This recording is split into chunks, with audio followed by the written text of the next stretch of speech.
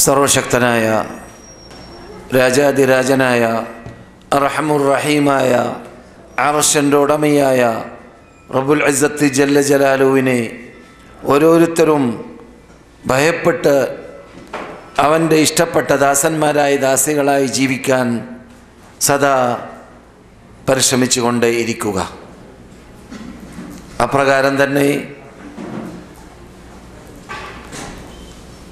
അഞ്ചൊക്ത് നമസ്കാരം കൃത്യസമയത്ത് നമ്മിൽ നിന്നുള്ള പുരുഷന്മാർ പള്ളിയിൽ വെച്ചിട്ട് തന്നെ ജമാഅത്തോടുകൂടി നമസ്കരിക്കൽ നിർബന്ധ ബാധ്യതയാണ് എന്ന ബോധത്തോടുകൂടി അത് കൃത്യമായി നിർവഹിക്കാനും പാടുപെടുക.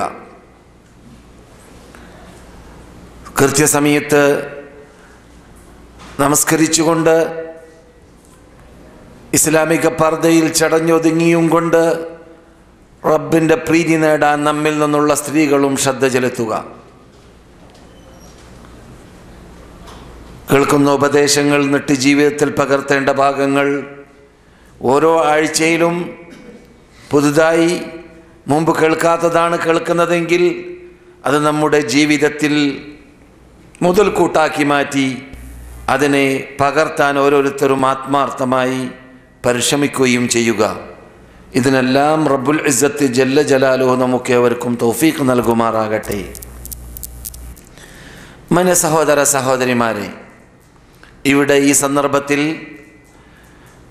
സംസാരിച്ചു കൊണ്ടിരിക്കുന്നത് 4 സബ്ജക്റ്റുകളെക്കുറിച്ച് 4 ആഴ്ചകളിലൂടെ വ്യത്യസ്ത വിഷയങ്ങളിൽ നമ്മുടെ ശ്രദ്ധ നീങ്ങാനും അപ്രകാരം നിർബന്ധമായി ഒരു മുസ്ലിം പഠിക്കേണ്ട പാഠങ്ങൾ പഠിക്കാൻ അതിലൂടെ വഴി കണ്ടെത്താനും പുണ്യഭൂമിയിൽ പ്രത്യേകിച്ച് എൻ്റെ സദസ്യരായ നേരിട്ട് കേൾക്കുന്ന മദീനവാസികളാവാൻ ചാൻസ് കിട്ടിയവർക്ക് അവർക്ക് അല്ലാഹു നൽകിയതായ വിശാലമായ അനുഗ്രഹത്തിന് ശരിക്ക് കഴിവിൻ്റെ പരമാവധിയെങ്കിലും നന്ദി പ്രകടിപ്പിക്കുക എന്ന രൂപത്തിൽ അവരാൽ കഴിയുന്ന സമയം, ആരോഗ്യം, ക്ഷമ എല്ലാം ഉപയോഗപ്പെടുത്തിയും കൊണ്ട് ഇവിടെ ഇറങ്ങിയ ഇൽമിനെ, ഖുർആനിനെ, സുന്നത്തിനെ, വിജ്ഞാനത്തെ ഇവിടെ ജീവിച്ച സലഫ് സാലിഹ്യങ്ങളുടെ മൻഹജിനെ നമ്മുടെ ജീവിതത്തിൽ പകർത്താൻ അത് പ്രചോദനമാകട്ടെ എന്നതുകൂടിയായിരുന്നു നമ്മുടെ ലക്ഷ്യം. ഈ രൂപത്തിൽ സബ്ജക്റ്റുകൾ സെലക്ട് ചെയ്തതിൻ്റെ പിന്നിൽ സഹോദര സഹോദരിമാരെ, നമുക്കറിയാം കഴിഞ്ഞ ഏതാനും ചില ക്ലാസ്സുകളിലൂടെ അൽ അഖ്ലാഖ് എന്ന വിഷയം ഇവൻ തുടങ്ങി വെച്ചപ്പോൾ തലക്കെട്ട് നൽകിയിട്ടുണ്ട്, മുഖവുര നൽകിയിട്ടുണ്ട്. ഈ മതത്തിൻ്റെ നിലനിൽപ്പ് ആ മതം അഖ്ലാഖിൽ അടിയുറച്ച് നിൽക്കുമ്പോൾ മാത്രമാണ് എന്നത്. അഖ്ലാഖിൽ നിന്നിട്ട് വ്യതിചലിക്കുമ്പോഴാണ് യഥാർത്ഥത്തിൽ മറ്റുള്ള എല്ലാ വ്യതിയാനവും നമ്മൾ നിന്നിട്ട് ഉടലെടുക്കുക എന്നതൊരു പച്ചപ്പരമാർത്ഥമാണ്. എന്തുകൊണ്ട്? മറ്റു ഉമമുകളിൽ നിന്ന്, മറ്റു സമൂഹങ്ങളിൽ നിന്നിട്ട് നാം വ്യത്യസ്തപ്പെട്ട് നിൽക്കുന്നതായ ഒരു പ്രത്യേകതയാണ് അഖ്ലാഖ്. മറ്റുള്ളവർക്ക് അഖ്ലാഖ് ഇല്ല എന്ന് നമുക്ക് അഭിപ്രായമില്ല. പക്ഷേ മറ്റുള്ളവർ മനുഷ്യ സഹജമായി ഉള്ള അഖ്ലാഖോ ഭൗതിക നേട്ടങ്ങൾക്ക് വേണ്ടി ഉണ്ടാക്കുന്ന അഖ്ലാഖോ ആവാം അവരിലുള്ളത്. നമ്മുടേതങ്ങനെയല്ല. നമ്മുടെ അഖ്ലാഖ്, നമ്മുടെ സ്വഭാവം നന്നാവുക എന്നത് നമ്മുടെ ദീൻ, നാം ഉൾക്കൊള്ളുന്ന ആദർശം, നാം പിൻപറ്റുന്ന നമ്മുടെ നേതാക്കൾ നമുക്ക് വിറഞ്ഞു തന്നതായ ലൈനാണത്, റൂട്ടാണത്. അത് തെറ്റി ജീവിക്കാൻ നമ്മെക്കൊണ്ട് സാധിക്കുന്നതല്ല, നാം ചെയ്യാൻ പാടുള്ളതും അല്ല. അതുകൊണ്ട് തന്നെ നമ്മുടെ ജീവിതത്തിൻ്റെ ഏത് തുറകളിലും എ തൊട്ട് സെഡ് വരെ അത് നാം നടപ്പാക്കിക്കൊണ്ടേ ഇരിക്കേണ്ടതായ ഒരു ബാധ്യതയാണ്, ചുമതലയാണ് ഇസ്ലാമിക അഖ്ലാഖ്. അതെ, റസൂലുള്ളാഹിയോട് അല്ലാഹു സുബ്ഹാനഹു വ തആല റസൂലിന് അല്ലാഹു നൽകിയതായ പ്രത്യേകതയെക്കുറിച്ച് എണ്ണിയപ്പോൾ ഏറ്റവും വലിയ പ്രത്യേകതയായി പറഞ്ഞൊരു ഭാഗമാണല്ലോ വഇന്നക ലഅലാ ഖുലുഖിൻ അദീം. നിങ്ങൾ സാധാരണ സ്വഭാവക്കാരനല്ല, മഹാഖുലുഖ്. അല്ലാഹ് മഹാ എന്ന് പറയുമ്പോൾ എത്രമാത്രം മഹാഖുലുഖായി മാറണം അത് പറഞ്ഞറിയിക്കേണ്ടതില്ല. അതുകൊണ്ട് തന്നെ റസൂല് നമുക്കതിനെ മറ്റൊരു ശൈലിയിൽ പരിചയപ്പെടുത്തി തന്നു. ബുഇസ്തു ലിഉതമ്മിമ മകാരിമൽ അഖ്ലാഖ്. മറ്റൊരു റിപ്പോർട്ടിൽ സാലിഹൽ അഖ്ലാഖ്. എന്നെ നിയോഗിക്കപ്പെട്ടത് ലിഉതമ്മിമ മകാരിമൽ അഖ്ലാഖ്. അഖ്ലാഖ് സ്വഭാവത്തിൻ്റെ നല്ല ഭാഗങ്ങൾ, ജീവിതത്തിൽ പകർത്തേണ്ട ഭാഗങ്ങൾ, അതിൽ വല്ല ന്യൂനതകൾ കഴിഞ്ഞതായ കാലഘട്ടത്തിലുണ്ടെങ്കിൽ അതിനെ നികറ്റാൻ വേണ്ടിയാണ് ഞാൻ നിങ്ങളിലേക്ക് നിയോഗിക്കപ്പെട്ടതെന്ന് നബിയുന മുഹമ്മദ് റസൂലുള്ളാഹി സല്ലല്ലാഹു അലൈഹി വസല്ലം. അപ്പോൾ അതൊരു ഇസ്ലാമിൻ്റെ നല്ല സമീപനമാണ്, നമുക്ക് പഠിപ്പിക്കുന്ന ഒരു നല്ല സമീപനമാണ്. മറ്റുള്ളവരിലുള്ള നന്മയെ നാം തള്ളരുത്, മറ്റുള്ളവരിലുള്ളതായ നന്മയെ നാം തള്ളിക്കാണരുത്. മറ്റുള്ളവരുടെ നന്മയെ നാം അംഗീകരിച്ചു കൊടുക്കണം. അത് നമുക്ക് ഇസ്ലാം പഠിപ്പിക്കുന്ന, ഖുർആൻ പഠിപ്പിക്കുന്ന, സുന്നത്ത് പഠിപ്പിക്കുന്ന പാഠമാണ്. ഞാൻ പലപ്പോഴും പറയാറുണ്ട്. അപ്പോൾ റസൂലുള്ളാഹി പറയുന്നു, തത്മീമിന് വേണ്ടി, പരിപൂർണതയ്ക്ക് വേണ്ടി എന്ന് പറഞ്ഞാൽ ഞാൻ ഇവിടെ വരുമ്പോൾ നല്ല സ്വഭാവമായി എന്തുണ്ട് അത് ഇസ്ലാം അംഗീകരിക്കുന്നുണ്ട് എന്നർത്ഥം. മനസ്സിലായില്ലേ? നല്ല സ്വഭാവമായി ഇവിടെ എന്തുണ്ട് അത് ഇസ്ലാം അംഗീകരിക്കുന്നുണ്ട്. ഉദാഹരണത്തിന് ലജ്ജയും അപ്രകാരം വ്യഭിചാരത്തിൽ നിന്നിട്ട് വിട്ടു നിൽക്കുക എന്നതും, അപ്രകാരം പർദ്ദയിൽ അന്യപുരുഷന്മാരുടെ മുമ്പിൽ അന്യ സ്ത്രീകൾ ഒതുങ്ങിയിരിക്കുക എന്നതും ഇസ്ലാമിന് മുമ്പ് തന്നെ അറബികളിൽ ഏറ്റവും പ്രചാരമുള്ള കാര്യമായിരുന്നു. അപ്രകാരം തന്നെ ധർമ്മത്തിൽ അറബികൾ വളരെ മുൻപന്തിയിലായിരുന്നു. വല്ല വ്യക്തിയും അതിഥിയായി അറബികളുടെ അടുക്കൽ ഇറങ്ങിക്കഴിഞ്ഞാൽ ഒന്നുമില്ലെങ്കിൽ കയറിയിരുന്ന ഒട്ടകത്തെ അല്ലെങ്കിൽ കുതിരയെ അറുത്ത് ദാനം ചെയ്യാറുണ്ടായിരുന്നു, അതിഥികൾക്ക് സമർപ്പിക്കാറുണ്ടായിരുന്നു അറബികൾ. ഇസ്ലാം അത് സ്ഥിരീകരിക്കുകയും ചെയ്തു.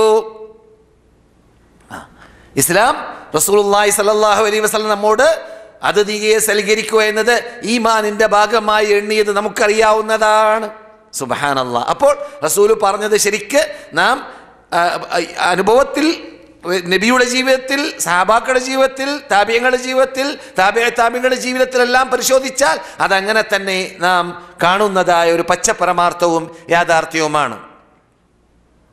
അതെ, അങ്ങനെയുള്ള അഖ്ലാഖാണ് ഇന്ന് നാം ചർച്ച ചെയ്യേണ്ടതായ സബ്ജക്റ്റ് എന്നതാണ് ഈ മുഖവുരയിലൂടെ നിങ്ങളെ ഞാൻ ഓർമ്മപ്പെടുത്തിയത്.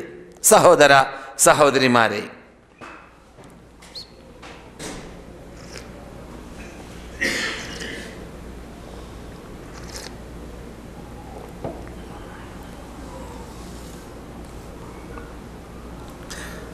യഥാർത്ഥത്തിൽ നിങ്ങൾക്ക് വേണ്ടി ഞാൻ ഇന്ന് സെലക്ട് ചെയ്തതായ അഖ്ലാഖ് എന്ന വിഷയത്തെ തൊട്ട് സംസാരിക്കുമ്പോൾ പറയാൻ ഉദ്ദേശിച്ചതായ ഭാഗം,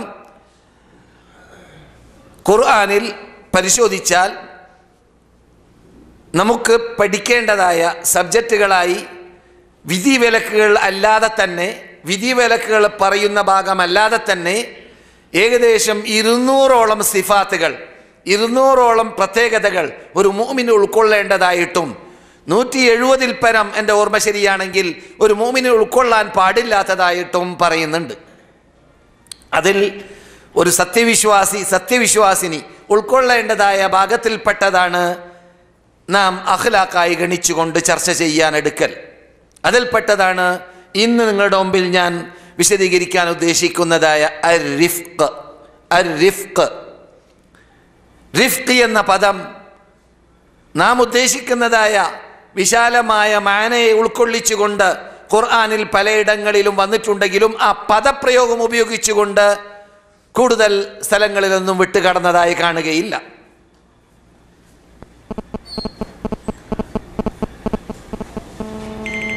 റിഫ്ഖ് എന്ന് പറഞ്ഞാൽ യഥാർത്ഥത്തിൽ വിനയം എന്നാണ് അതിൻ്റെ പദാർത്ഥം.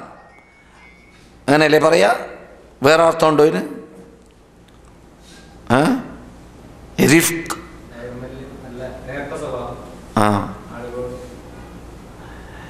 റഹ്മത്ത് എന്ന പദം ഖുർആനിൽ 199 തവണ വിട്ടുകിടക്കുന്ന കണ്ടു. റഹ്മത്ത് എന്ന പദം ഇവിടെ വിശദീകരിച്ചുകൊണ്ട് വേറെ ക്ലാസ് ഇൻഷാ അല്ലാഹു അനുഗ്രഹിച്ചാൽ കേൾക്കാൻ പോകുന്നുണ്ട്. അതല്ല ഞാനിപ്പോൾ ഉദ്ദേശിക്കുന്നത്. അത് അനുഗ്രഹമാണ്, ഇത് വിനയമാണ്.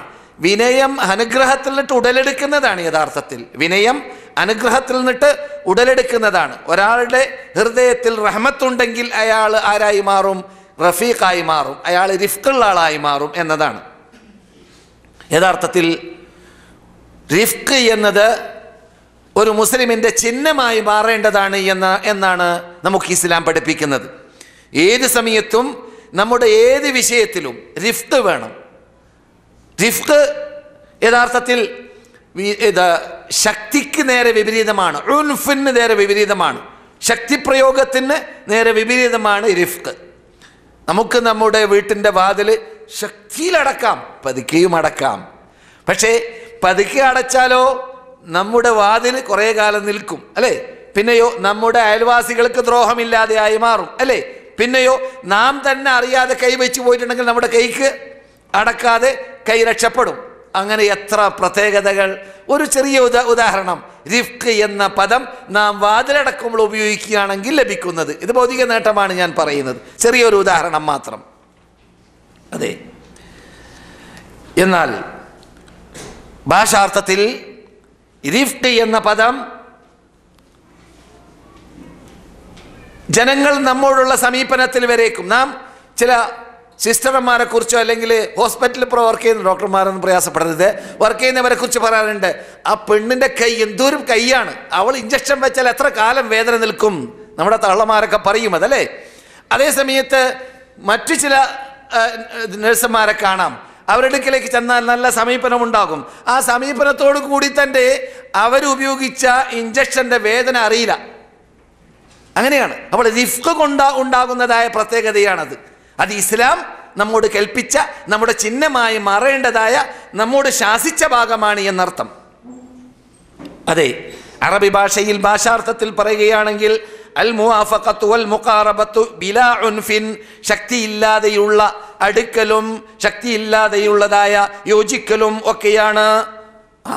അപ്പോൾ ഷിദ്ദത്ത് എന്ന ഉൻഫ്, ശക്തി പ്രയോഗിക്കുക എന്നതിന് നേരെ വിപരീതമാണ് ഭാഷാർത്ഥത്തിൽ എന്ത്? റിഫ്ഖ് എന്ന് നാം ഇന്ന് ചർച്ച ചെയ്യുന്നതായ വിഷയം. അതുകൊണ്ട് തന്നെ ഹദീസിൽ കാണാവുന്നതാണ്, ഇന്നല്ലാഹ യുഹിബ്ബുർ റിഫ്ഖ ഫിൽ അംരി കുല്ലിഹി, അല്ലാഹു സുബ്ഹാനഹു തആല നമ്മോട് സർവ്വ കാര്യങ്ങളിലും റിഫ്ഖ് ഉപയോഗിക്കാൻ ഇഷ്ടപ്പെടുന്നുണ്ട്. മനസ്സിലായില്ലേ? റിഫ്ഖിന്റെ അർത്ഥം മനസ്സിലായില്ലേ ഇപ്പോൾ? ഓരോ നാട്ടുകാർക്കും ഓരോ പദപ്രയോഗമായിരിക്കും പറയാനുണ്ടാവുക. അതുകൊണ്ട് വിനയം എന്ന എളുപ്പമാക്കുക, ശക്തിക്ക് എതിരിൽ ഉള്ളതായ ഒരു ചലനങ്ങൾ, ഒരു പ്രവർത്തനങ്ങൾ, ഒരു ക്രിയ, ശക്തിക്ക് നേരെ വിപരീതം, ശക്തി ഉപയോഗിക്കാതിരിക്കുക. ഇതാണ് യഥാർത്ഥത്തിൽ ഭാഷാർത്ഥം. എന്നാൽ അതുകൊണ്ട് തന്നെ റബ്ബുൽ ഇസ്സത്ത് ജല്ല ജലാലുവിൻ്റെ സിഫാത്തുകൾ അസ്മാകൾ പരിശോധിച്ചാൽ അല്ലാഹു സുബ്ഹാനഹു തആലാന്റെ അസ്മാകളിൽ അവൻ അർ റഫീഖ്, അവൻ ആരാണ്? റഫീഖാണ്, വിനയം ചെയ്യുന്ന ആള്, കൃപയും കരുണയും അനുഗ്രഹവും വിനയവും നൽകുന്നതായ റബ്ബുൽ ഇസ്സത്ത് ജല്ല ജലാലു അടിമകൾക്ക്.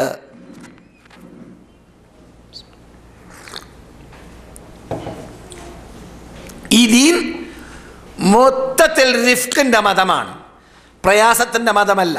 നോക്കൂ, കൽപ്പനകൾ കൽപ്പിക്കുന്ന വേളയിൽ റബ്ബ് പറയുന്ന ശൈലി, യുരീദുല്ലാഹു ബിക്കുമുൽ യുസ്റ വലാ യുരീദു ബിക്കുമുൽ ഉസ്റ. അല്ലാഹ് നിങ്ങൾക്ക് എളുപ്പമാക്കാൻ ആണ് ഉദ്ദേശിച്ചത്. നിങ്ങൾക്ക് നൽകിയതായ നിയമങ്ങളിലും വിധികളിലും വിലക്കുകളിലും നിങ്ങളെ പ്രയാസപ്പെടുത്താൻ റബ്ബ് ഉദ്ദേശിക്കുക തന്നെ ഇല്ല. നോമ്പിനെ കുറിച്ച് സംസാരിച്ചപ്പോൾ അല്ലാഹ് പറയുന്നതാണത്. നിങ്ങൾ യാത്രയിലാണെങ്കിൽ, രോഗത്തിലാണെങ്കിൽ നിങ്ങൾ നോമ്പ് പിടിക്കേണ്ടതില്ല. നിങ്ങൾക്ക് രോഗമുണ്ടെങ്കിൽ, നിങ്ങൾ യാത്രയിലാണെങ്കിൽ, പ്രയാസമുണ്ടെങ്കിൽ നോമ്പ് പിടിക്കേണ്ടതില്ല. പിറ്റേത്തെ മാസങ്ങളിൽ നോമ്പ് വീട്ടിയാൽ മതി. എന്താ കാരണം? യുരീദുല്ലാഹു ബിക്കുമുൽ യുസ്റ, നിങ്ങൾക്ക് അല്ലാഹു എളുപ്പത്തെയാണ് ഉദ്ദേശിക്കുന്നത്, നിങ്ങളെ പ്രയാസപ്പെടുത്താൻ ഉദ്ദേശിക്കുന്നില്ല. ഇപ്പൊ മനസ്സിലായില്ല അർത്ഥം? പ്രയാസത്തിൻ്റെ നേരെ വിപരീതം എളുപ്പം. അതാണ് റിഫ്ഖ്. അപ്പോൾ നമ്മുടെ ജീവിതത്തിൽ ആ സകലം മറ്റു ഉമ്മമുകൾക്കുള്ള പ്രയാസം നമുക്കില്ല, മറ്റു ഉമ്മമുകൾക്കുണ്ടായതായ നിയമങ്ങൾ നമുക്കില്ല, മറ്റു ഉമ്മത്തുകളോട് അള്ളാഹു കൽപ്പിച്ച കൽപ്പനകൾ, ആ കൽപ്പനകളിലെല്ലാം നമ്മോട് കൽപ്പിച്ച രൂപത്തിലല്ല, അത് നമ്മെ അള്ളാഹു അനുഗ്രഹിച്ചത് കൊണ്ട് തന്നെ പ്രത്യേകം ലഘൂകരിച്ചതാണ് ഈ മതം. വലാ തഹ്മിൽ അലൈനാ ഇസ്റൻ കമാ ഹമൽതഹു അലല്ലദീന മിൻ ഖബ്ലിനാ. ഞങ്ങൾക്ക് മുമ്പുള്ളവർക്ക് നീ അർപ്പിച്ചതായ ആ വൈറ്റുള്ളതായ നിയമങ്ങളെ പോലത്തെ നിയമങ്ങൾ ഞങ്ങളിൽ നീ ഇറക്കരുത് റബ്ബേ എന്ന് നമ്മോട് പ്രാർത്ഥിക്കാൻ കൽപ്പിച്ചിട്ടുണ്ട്. നാം പ്രാർത്ഥിച്ച പ്രാർത്ഥനയ്ക്ക് റബ്ബ് ഉത്തരം ചെയ്തിട്ടുണ്ട് എന്ന് അല്ലാഹു സുബ്ഹാനഹു വ തആലാന്റെ ഈ ഇറക്കിയതായ ആമന റസൂലു എന്ന ആ ആയത്തിൻ്റെ അവസാനത്തിലുള്ള ആയത്തുകളുടെ വിശദീകരണത്തിൽ നാം ഇവിടെ കേട്ടിട്ടുമുണ്ട്. റസൂൽ പറയുന്നതായിട്ട് അള്ളാഹു നമുക്ക് അതേ മറുപടി നൽകി എന്ന് പറഞ്ഞതായ ഭാഗം. അതെ, അപ്പോൾ വിനയത്തോടുകൂടിയുള്ളതായ സമീപനങ്ങൾ, വിനയത്തോടുകൂടിയുള്ളതായ പെരുമാറ്റം, വിനയത്തോടുകൂടിയുള്ളതായ ശിക്ഷണങ്ങൾ, വിനയത്തോടുകൂടിയുള്ളതായ ആരാധനയിലും വിനയത്തോടുകൂടിയുള്ളതായ ദഅവത്ത്, പ്രബോധനം. ഇത് പ്രബോധന മേഖലയിൽ വളരെ മുഖ്യമാണിത്. സമയമുണ്ടെങ്കിൽ പറയാം. പ്രബോധന മേഖലയിൽ വളരെ മുഖ്യമാണിത് നടപ്പാക്കൽ. നിങ്ങൾ കേട്ടില്ലേ ഞാൻ ഓതിയതായ ആയത്ത്? അവിടേക്ക് എത്തുമ്പോൾ വിശദീകരിക്കാം.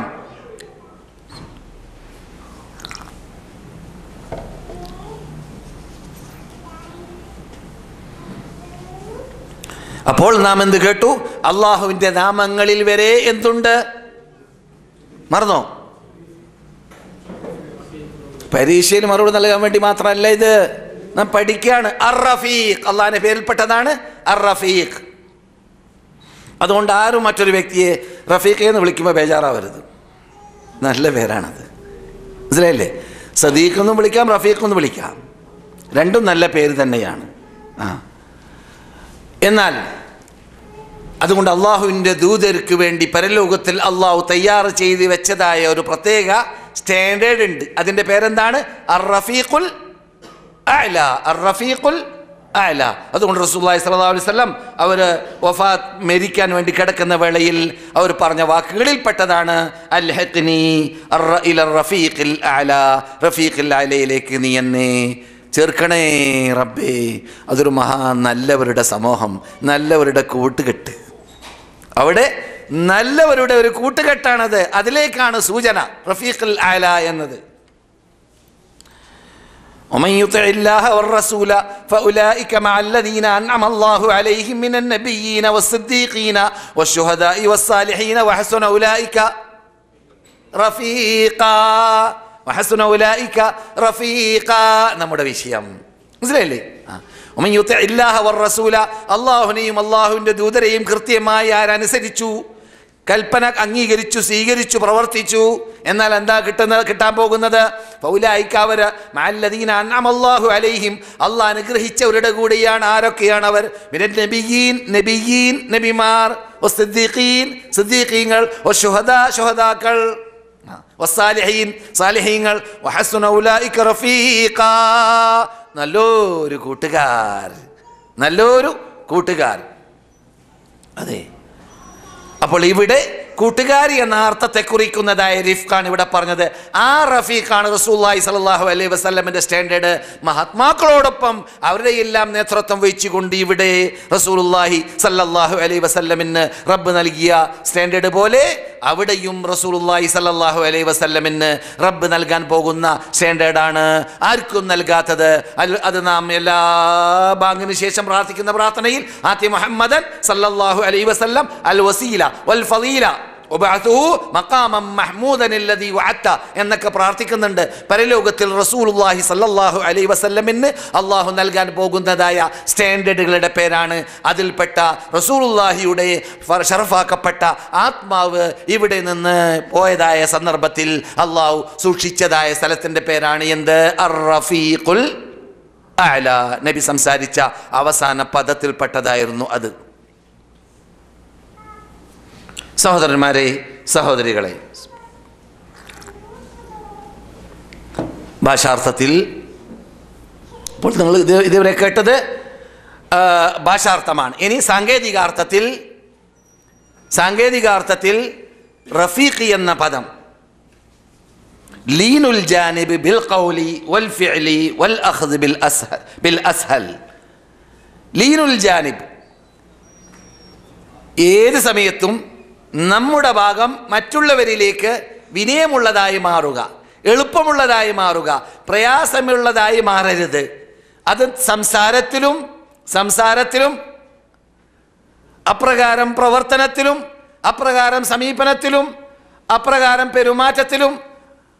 അതേപോലെ തന്നെ രണ്ട് കാര്യങ്ങൾ നമ്മുടെ മുമ്പിൽ വന്നാൽ, ഒന്ന് പ്രയാസമുള്ളത്, ഒന്ന് പ്രയാസം കുറഞ്ഞതാണെങ്കിൽ ആ പ്രയാസം കുറഞ്ഞതിനെ സെലക്ട്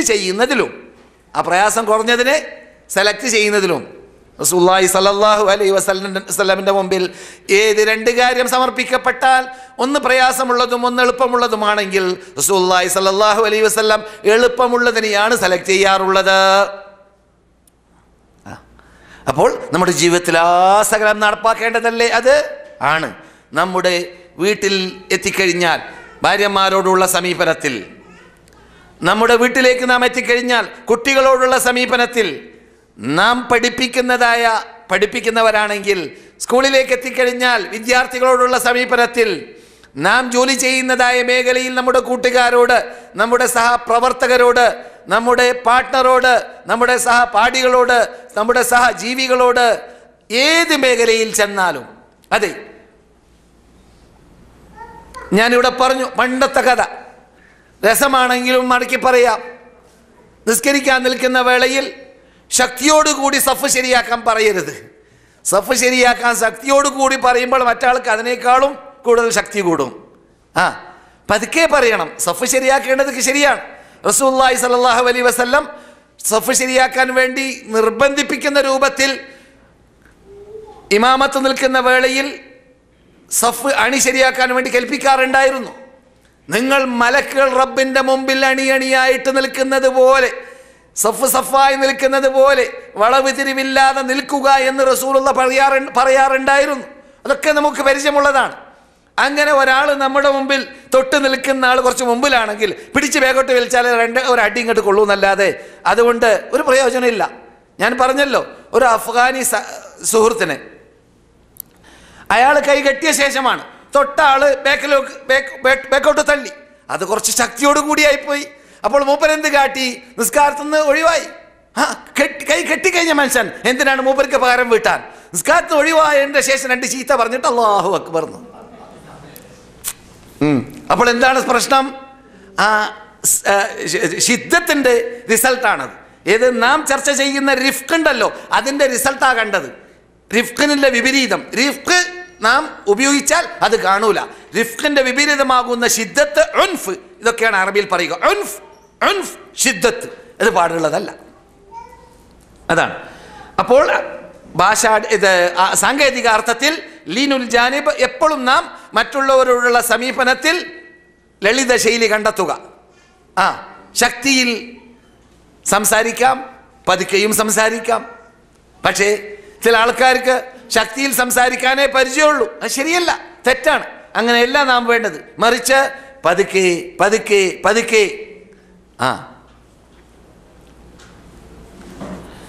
സഹോദരന്മാരെ, സഹോദരികളെ, അപ്പോൾ ഞാൻ ഈ കൽപ്പിച്ചതായ ഇസ്തിലാഹി മാന ഫത്ഹുൽ ബാരിയിൽ ഹാഫിദ് ഇബ്നു ഹജർ ഇമാം ഹാഫിദ് ഇബ്നു ഹജർ അസ്ഖലാനി വിശദീകരിക്കുന്നതായിട്ട് 10:4-9 കണ്ടു. 10 വാള്യം.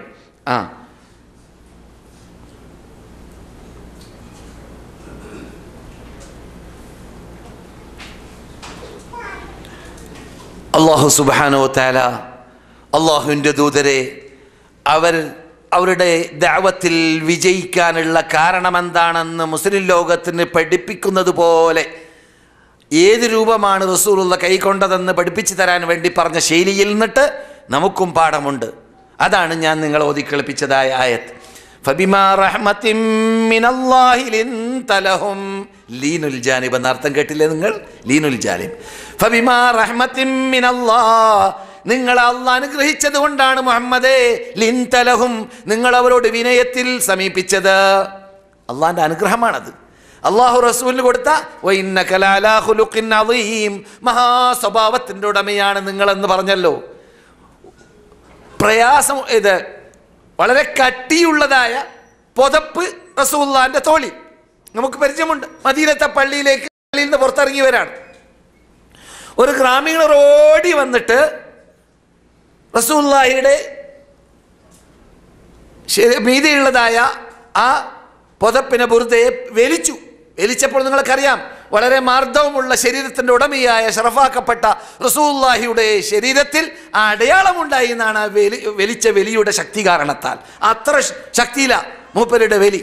പക്ഷേ ഈ സംഭവം കേൾക്കുമ്പോൾ നമുക്ക് തോന്നുന്നത് എന്താണ്? ഇപ്പോൾ റസൂൽ അവിടെ നിന്ന് എന്തെങ്കിലും കാട്ടിക്കാണും, ആക്ഷേപിച്ച് കാണുന്നൊക്കെ അല്ലേ?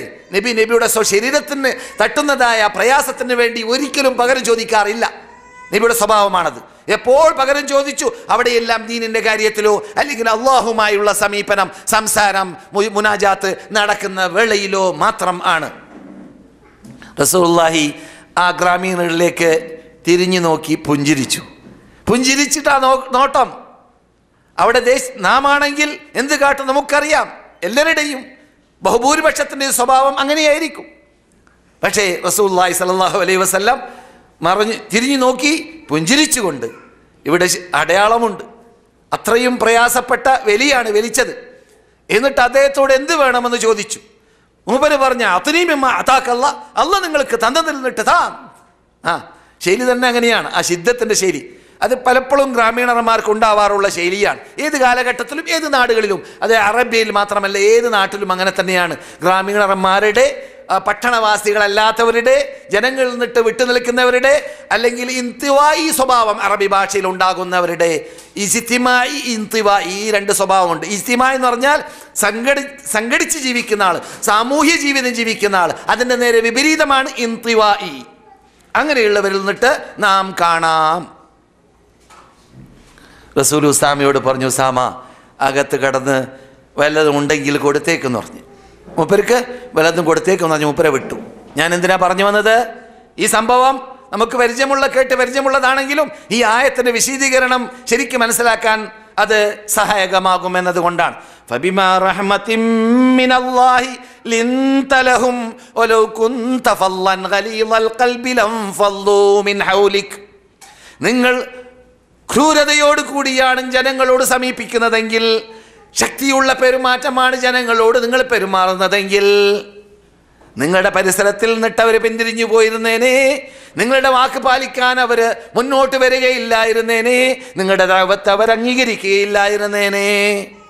അപ്പോൾ റസൂലുള്ളാഹി സ്വല്ലല്ലാഹു അലൈഹി വസല്ലം അവരുടെ ദഅവത്ത് വിജയിക്കാൻ ഉപയോഗിച്ചതായ മാർഗങ്ങളിൽ പ്രധാന മാർഗമാണ് നല്ല സമീപനം എന്നതെന്ന് നാം കേൾക്കുമ്പോൾ ലോക പണ്ഡിതന്മാർ, ലോക പ്രബോധകന്മാർ, ലോക പ്രാസംഗികന്മാർ, ലോക ദാഇകൾ എല്ലാവർക്കും പാഠമായിട്ട് റസൂലുള്ളാഹി സ്വല്ലല്ലാഹു അലൈഹി വസല്ലം ഖുദ്വത്തുൻ ഹസന, ഏറ്റവും നല്ല സ്വഭാവം, നല്ല മാതൃക ഇവിടെ നമ്മുടെ മുമ്പിൽ സമർപ്പിച്ചിട്ടാണ് പോയത്.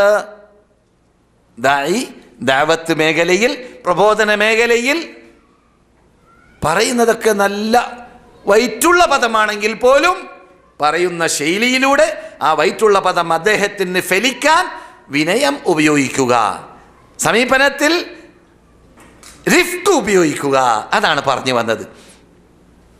അപ്പോൾ അല്ലാഹു തുടർന്നു, ഫഅഫു അൻഹും, നിങ്ങൾ അവർക്ക് മാഫി ചെയ്യുക. ഏത്? നിങ്ങൾ ഇടിക്കുമ്പോൾ, കല്ലെറിയുമ്പോൾ, ശകാരിക്കുമ്പോൾ, ചീത്ത പറയുമ്പോൾ അവർക്ക് നിങ്ങൾ മാഫി ചെയ്യുക. ഫഅഫു അൻഹും എന്ന് മാത്രമല്ല, വസ്തഗ്ഫിർ ലഹും, അവർ മുസ്ലിങ്ങളാണെങ്കിൽ അവർക്ക് വേണ്ടി നിങ്ങൾ പൊറുക്കലിന് ചോദിക്കുകയും ചെയ്യുക. മുസ്ലിങ്ങൾക്കാണല്ലോ പൊറുക്കലും ചോദിക്കല്ലോ, എല്ലാവർക്കും അമുസ്ലിങ്ങൾക്ക് പൊറുക്കലും ചോദിക്കാൻ പറ്റുമല്ലോ. റസൂലുള്ളാഹി കഴിഞ്ഞ ക്ലാസ്സിൽ നാം കേട്ടതായ അബൂ താലിബിന്റെ മുമ്പിൽ വെച്ചിട്ട് നിങ്ങൾ ഈ കലിമ ചെല്ലണമെന്ന് പറഞ്ഞപ്പോൾ അബൂ താലിബ് കൂട്ടാക്കിയില്ല. റസൂൽ അവിടെ നിന്ന് പറഞ്ഞു, അല്ലയോ അളാപ്പാ, ഞാൻ നിങ്ങൾക്ക് വേണ്ടി അള്ളാഹുവിനോട് പ്രാർത്ഥിക്കും. ഏതുവരെ? എന്നോട് തടയുന്നത് വരെ, എന്നോട് വിരോധിക്കുന്നത് വരെ എന്ന് പറഞ്ഞുകൊണ്ടാണ് പുറത്ത് വന്നത്. മക്ക ജീവിതത്തിൽ വിരോധിക്കപ്പെട്ടിട്ടില്ല, അതുകൊണ്ടാണ് ആ പദം പറഞ്ഞത്. ഇവിടെ എത്തിയപ്പോൾ അള്ളാഹു എന്ത് പറഞ്ഞു? ഒരു മൂമിനോ ഒരു മൂമിനത്തോ യോജിച്ചതേ അല്ല എന്ത്? അൻ യസ്തഗ്ഫിറു ലിൽ മുശ്രികീന ബഹുദൈവ വിശ്വാസികളായ അള്ളാഹു അല്ലാത്തവരെ വിളിച്ച് പ്രാർത്ഥിക്കുന്ന, അള്ളാഹു അല്ലാത്തവർക്ക് അറക്കുന്ന, അള്ളാഹു അല്ലാത്തവർക്ക് നേർച്ചയാക്കുന്ന, അള്ളാഹു അല്ലാത്തവർക്ക് വല്ല ആരാധനയുടെ ഇനങ്ങളും സമർപ്പിക്കുന്ന വിഭാഗത്തിന് വേണ്ടി പൊറുക്കലിനെ ചോദിക്കുക, അവർക്ക് വേണ്ടി മാഫിന് ചോദിക്കുക, അത് ഒരു മുസ്ലിമിനും യോജിച്ചതേ അല്ല. മിൻ ബഅദി മാ തബയ്യന ലഹും അന്നഹും അസ്ഹാബുൽ ജഹീം. അവർ നരകപ്പുള്ളികളുടെ ജോലിയിലാണ്, നരകപ്പുള്ളികളുടെ ആദർശത്തിലാണ്, നരകപ്പുള്ളി ആവാൻ പോകുന്നവരാണ് എന്ന് ഉറപ്പായ ശേഷം, അതുകൊണ്ട് റസൂലുള്ളാഹി സ്വല്ലല്ലാഹു അലൈഹി വസല്ലമിനോട് അവർക്ക് വേണ്ടി പൊറുക്കലിനെ ചോദിക്കുകയും ചെയ്യുക. ഇത് വല്ല നമുക്ക് പ്രയാസമുള്ളത് ആരിൽ നിന്നിട്ടെങ്കിൽ നേരിടേണ്ടി വന്നു കഴിഞ്ഞാൽ അവർക്ക് മാഫ് ചെയ്യുന്നതിന് പകരം മാഫ് ചെയ്യുന്നതോടൊപ്പം അവർക്ക് വേണ്ടി അല്ലാഹു യഗ്ഫിർ ലക് സാമഹക്കല്ലാഹ് അങ്ങനെ പറയാൻ പറ്റുമോ? നാം ഇവിടെ സാധാരണ മുസ്ലിങ്ങളിൽ കേൾക്കാറുണ്ട്. നല്ല സ്വഭാവമാണത്. ചിലപ്പോൾ നാം ധൃതിയിൽ നടക്കുന്ന വേളയിൽ ആരെങ്കിലും നാം ചവിട്ടിപ്പോകും, അല്ലേ? അറബികൾ എന്നിട്ട് നാം കേൾക്കും. അനറബിയാണെങ്കിൽ എന്ത് പറയും? അവരുടെ ഭാഷയിൽ പറയണം. അറബി എന്ത് പറയും? അല്ലാഹു സാമഹക് എന്ന് പറയും, അല്ലേ? അല്ലാഹു സാമഹക്. നാം ചവിട്ടിയെങ്കിൽ, ഒരു വ്യക്തിയെ ചവിട്ടിപ്പോയാൽ അല്ലെങ്കിൽ അവനെ വേദനിപ്പിച്ചു പോയാൽ സാമഹക് അല്ലാഹ് അല്ലെങ്കിൽ അല്ലാഹു സാമഹക് എന്ന പദം ഉപയോഗിക്കും. അതാണ് മാഫ് ചെയ്തു, മാഫ് ചെയ്യട്ടെ എന്ന ആ ശൈലി. റിഫ്ഖാണത്. ഒരു മുസ്ലിമിൽ നിന്നിട്ട് അങ്ങനെ ഉണ്ടാവുകയാണെങ്കിൽ അയാൾ അടിക്കാൻ വിചാരിച്ചാൽ അയാളെ കൈ തളരും. അയാൾ അടിക്കാനാണ് വിചാരിച്ചതെങ്കിൽ കൈ തളരും. നല്ല സമീപനം കണ്ടാലും നല്ല സമീപനം കേട്ടാലും അത് ദുആത്ത് പറഞ്ഞതുകൊണ്ട് പറയാണ്. ദുആത്ത് അഥവാ പ്രബോധകന്മാർ, ദായികൾ ചെയ്യേണ്ടതായ, അവരുടെ ചിഹ്നമായി മാറേണ്ടതായ ഭാഗമായിട്ട് അല്ലാഹു പറഞ്ഞല്ലോ സൂറത്തുൽ ഇസ്രായിൽ, ولا تستوي الحسنة ولا السيئة ادفع بالتي هي أحسن فإذا الذي بينك وبينه عداوة كأنه ولي حميم وما يلقاها إلا الذين صبروا وما يلقاها إلا ذو حظ عظيم. എന്താണ് അതിൻ്റെ അർത്ഥം? ലാ തസ്തവിൽ ഹസനത്തു വല സയ്യ. നന്മ തിന്മ തുല്യതയുള്ളതല്ല. നന്മ വേറെ തിന്മ വേറെ, അല്ലേ? അതുകൊണ്ട് നീ തിന്മയെ നേരിടേണ്ടത് തിന്മ കൊണ്ടല്ല. ഒരു തെറ്റ് കൊണ്ട് ശരിയാക്കാൻ പറ്റൂല. തെറ്റിനെ നന്മ കൊണ്ട് ശരിയാക്കാൻ പറ്റുള്ളൂ. തെറ്റിനെ തെറ്റുകൊണ്ട് ശരിയാക്കലല്ല, വടക്കാക്കല. പിന്നെ മനസ്സിലായില്ലേ? അതുകൊണ്ട് തെറ്റിനെ നീ നേരിടേണ്ടത് നന്മ കൊണ്ടാണ്. ഇദ്ഫഅ ബില്ലതി ഹി അഹ്സൻ. അവൻ ചീത്ത പറഞ്ഞാൽ നീ മൗനം ദീക്ഷിക്കുക. അവൻ ചീത്ത പറഞ്ഞാൽ നീ മാഫ് ചെയ്യുക. അവൻ അടിച്ചാൽ നീ ക്ഷമ കൈകൊള്ള. മുസ്ലിം ആണെങ്കിൽ പ്രത്യേകിച്ച് അവന് വേണ്ടി പൊറുക്കലിനെ ചോദിക്കുകയും ചെയ്യുക. അതൊന്നും ഇന്നത്തെ യുഗത്തിൽ നടക്കൂല. കയ്യുകൊള്ളാൻ കാര്യക്കാരൻ, അല്ലേ? കയ്യുകൊള്ളാൻ കാര്യക്കാരൻ. കൈ ഉപയോഗിക്കാത്ത അണ്ടക്ക് കഴിവുണ്ടല്ലോ, എന്തിനാ മിണ്ടാതെ നിൽക്കുന്നതെന്ന് ചിന്തിക്കും, അല്ലേ? അള്ളാഹ് പഠിപ്പിക്കുന്ന ശീലം അങ്ങനെയല്ല, പ്രത്യേകിച്ച് ദായികൾ. അള്ളാഹു പറയുന്നു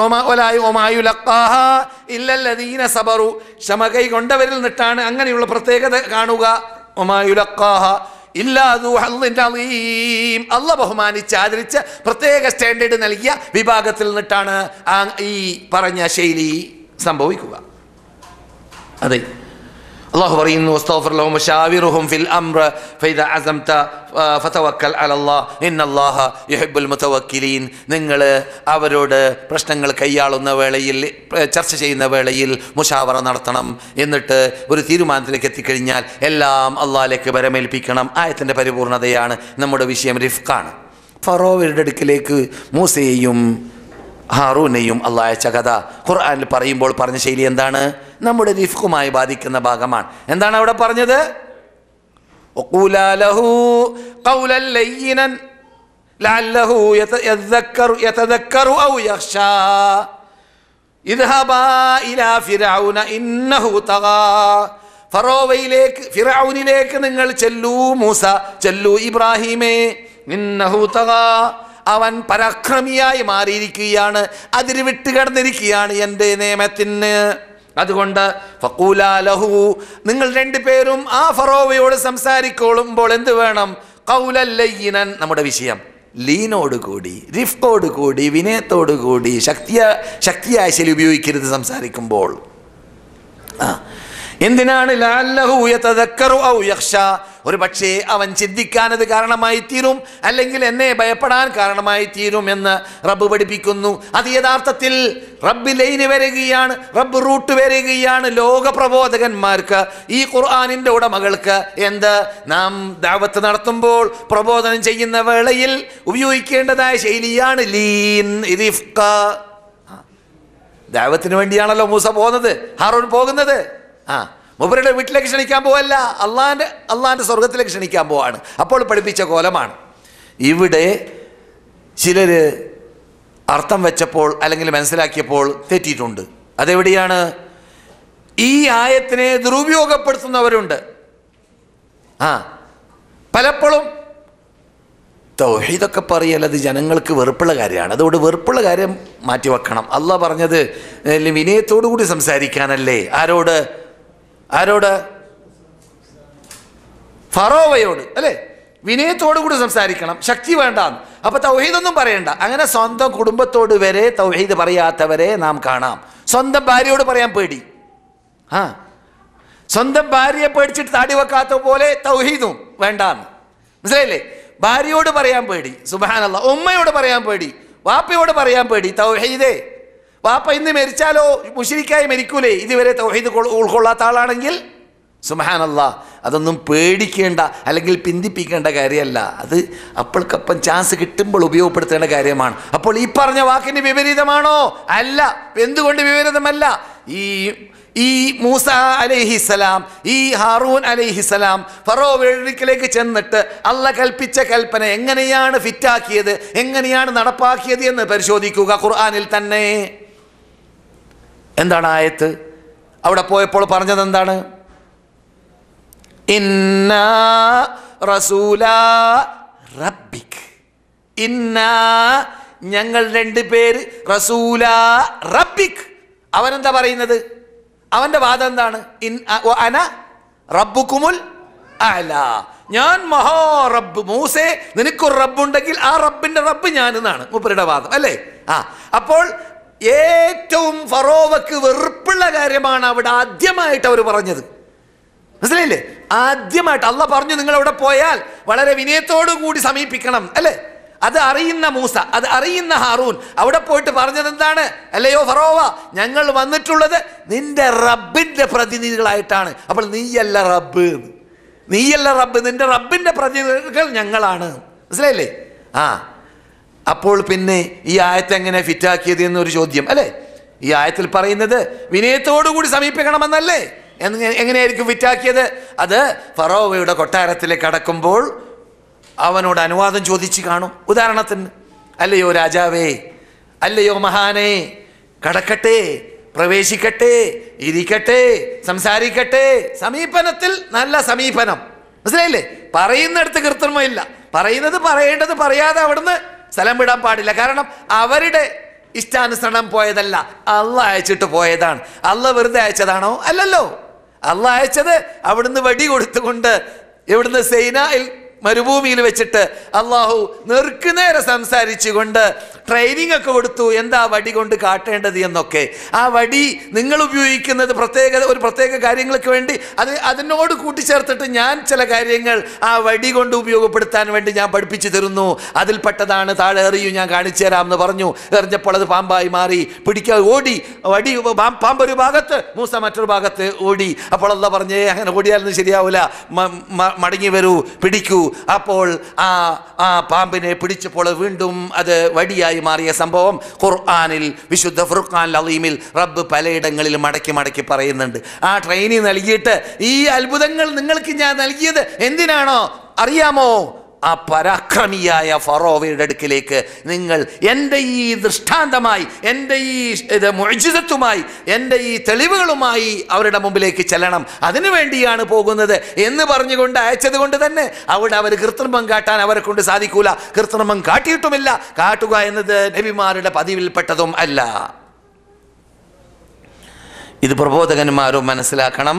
ദഅവത്ത് ശൈലിയിൽ വിനയം, ദഅവത്ത് ശൈലിയിൽ നല്ല ഹിക്മത്ത്, ഉപയോഗപ്പെടുത്തണം എന്നതിൻ്റെ അർത്ഥം സത്യം മറച്ചു വെക്കണമെന്നല്ല.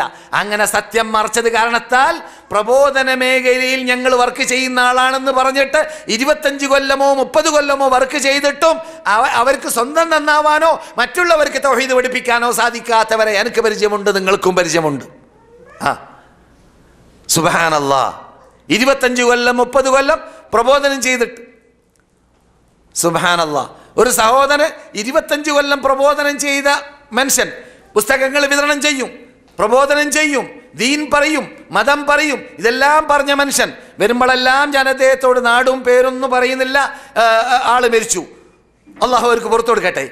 വീട്ടിലേക്ക് ചെല്ലുമ്പോൾ ഞാൻ പറയും, നിങ്ങളെന്താ ഇവിടുത്തെ പണ്ഡിതന്മാർ പറയുന്നത് പോലെ, ഞാൻ എൻ്റെ ഉസ്താദന്മാരിട്ട് പഠിച്ചതുപോലെ, ഖുർആനിലൂടെ സുന്നത്തിലൂടെ നാം മനസ്സിലാക്കുന്നത് പോലെ നിങ്ങളുടെ പ്രബോധനത്തിൽ എന്തുകൊണ്ട് തൗഹീദിന് വിശ്വാസപരമായ കാര്യങ്ങൾക്ക് അതല്ല അടിസ്ഥാനം, അതല്ല തറ പാകിയിട്ടല്ല കെട്ടിടം കെട്ടേണ്ടത് എന്നൊക്കെ ഞാൻ പലപ്പോഴും പല ശൈലിയിലും മൂപ്പരോട് പറയും. അങ്ങനെയൊക്കെ ഞാൻ കാട്ടാറുണ്ട്, അതൊക്കെ വേണ്ടതുപോലെ വേണ്ടപ്പോഴൊക്കെ പറയാറുണ്ട് എന്നൊക്കെ മൂപ്പര് മറുപടി പറയും. അങ്ങനെയായിരുന്നു മൂപ്പരുടെ 25 വർഷത്തെ ജീവിതം. അവസാനം അദ്ദേഹം മഹാമാരകമായ രോഗം പിടിപെട്ട് മരിക്കാൻ കിടക്കുന്ന വേളയിൽ അദ്ദേഹം പറഞ്ഞതായിട്ട് ഇവിടേക്ക് വിശ്വാസയോഗ്യവാന്മാരായ ആൾക്കാരിൽ നിന്നിട്ട് വിവരം കിട്ടി. അദ്ദേഹം സായിബാബയുടെ അടുക്കിലേക്ക് എന്നെ കൊണ്ടുപോകണം എന്നാവശ്യപ്പെട്ടു എന്നാണ്. 25 കൊല്ലം പ്രബോധനം ചെയ്തിട്ട് പിന്നെ മരിക്കാൻ കിടക്കുമ്പോൾ റബ്ബ് വേണ്ട, അർശിൻ്റെ ഉടമയെ ഓർമ്മയില്ല, അർശിൻ്റെ ഉടമയെ മറന്നു. കാരണം അവനുമായി ബന്ധമുണ്ടായിരുന്നില്ല വേണ്ടതുപോലെ. അവനുമായി ബന്ധമുണ്ടാവണമെങ്കിൽ അവൻ്റെ ദാത്തിനെ പരിചയപ്പെടുത്തണം, അവൻ്റെ സിഫാത്തിനെ പരിചയപ്പെടുത്തണം, അവൻ്റെ കഴിവ് കൽപ്പന പരിചയപ്പെടുത്തണം. അവൻ്റെ ഇഷ്ടപ്പെട്ട ദാസന്മാരായ ഒരു മനുഷ്യൻ, ഒരു ആണ് ഒരു പെണ്ണ് ജീവിക്കണമെങ്കിൽ എങ്ങനെയാണ് ജീവിക്കേണ്ടത് എന്നത് പഠിക്കണം, പഠിപ്പിക്കണം. എന്നാലേ അവനെ ഓർമ്മ വരികയുള്ളൂ, അല്ലെങ്കിൽ അവനെ മരിക്കുമ്പോൾ ഓർമ്മ വരികയില്ല. അള്ളാഹു നമ്മെ കാത്തിരക്ഷിക്കട്ടെ. ഈമാനോടുകൂടി മരിക്കാൻ നമുക്ക് അള്ളാഹു തൗഫീഖ് നൽകുമാറാകട്ടെ. അതെ,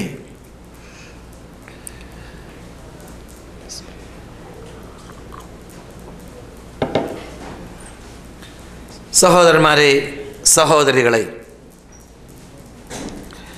അപ്പോൾ ഫഖൂലാ ലഹു ഖൗലൻ ലയ്യിനൻ എന്ന പദത്തിൻ്റെ പിന്നിൽ നിന്നിട്ട്, കൽപ്പനയുടെ പിന്നിൽ നിന്നിട്ട് പ്രബോധകന്മാർ പഠിക്കേണ്ട ശൈലി മനസ്സിലാക്കി കഴിഞ്ഞു. അതിൻ്റെ അർത്ഥം പറയേണ്ടതിനെ പറയാതിരിക്കണമെന്നല്ല, പറയേണ്ടതിനെ വേണമെങ്കിൽ എന്ത് ചെയ്യാം,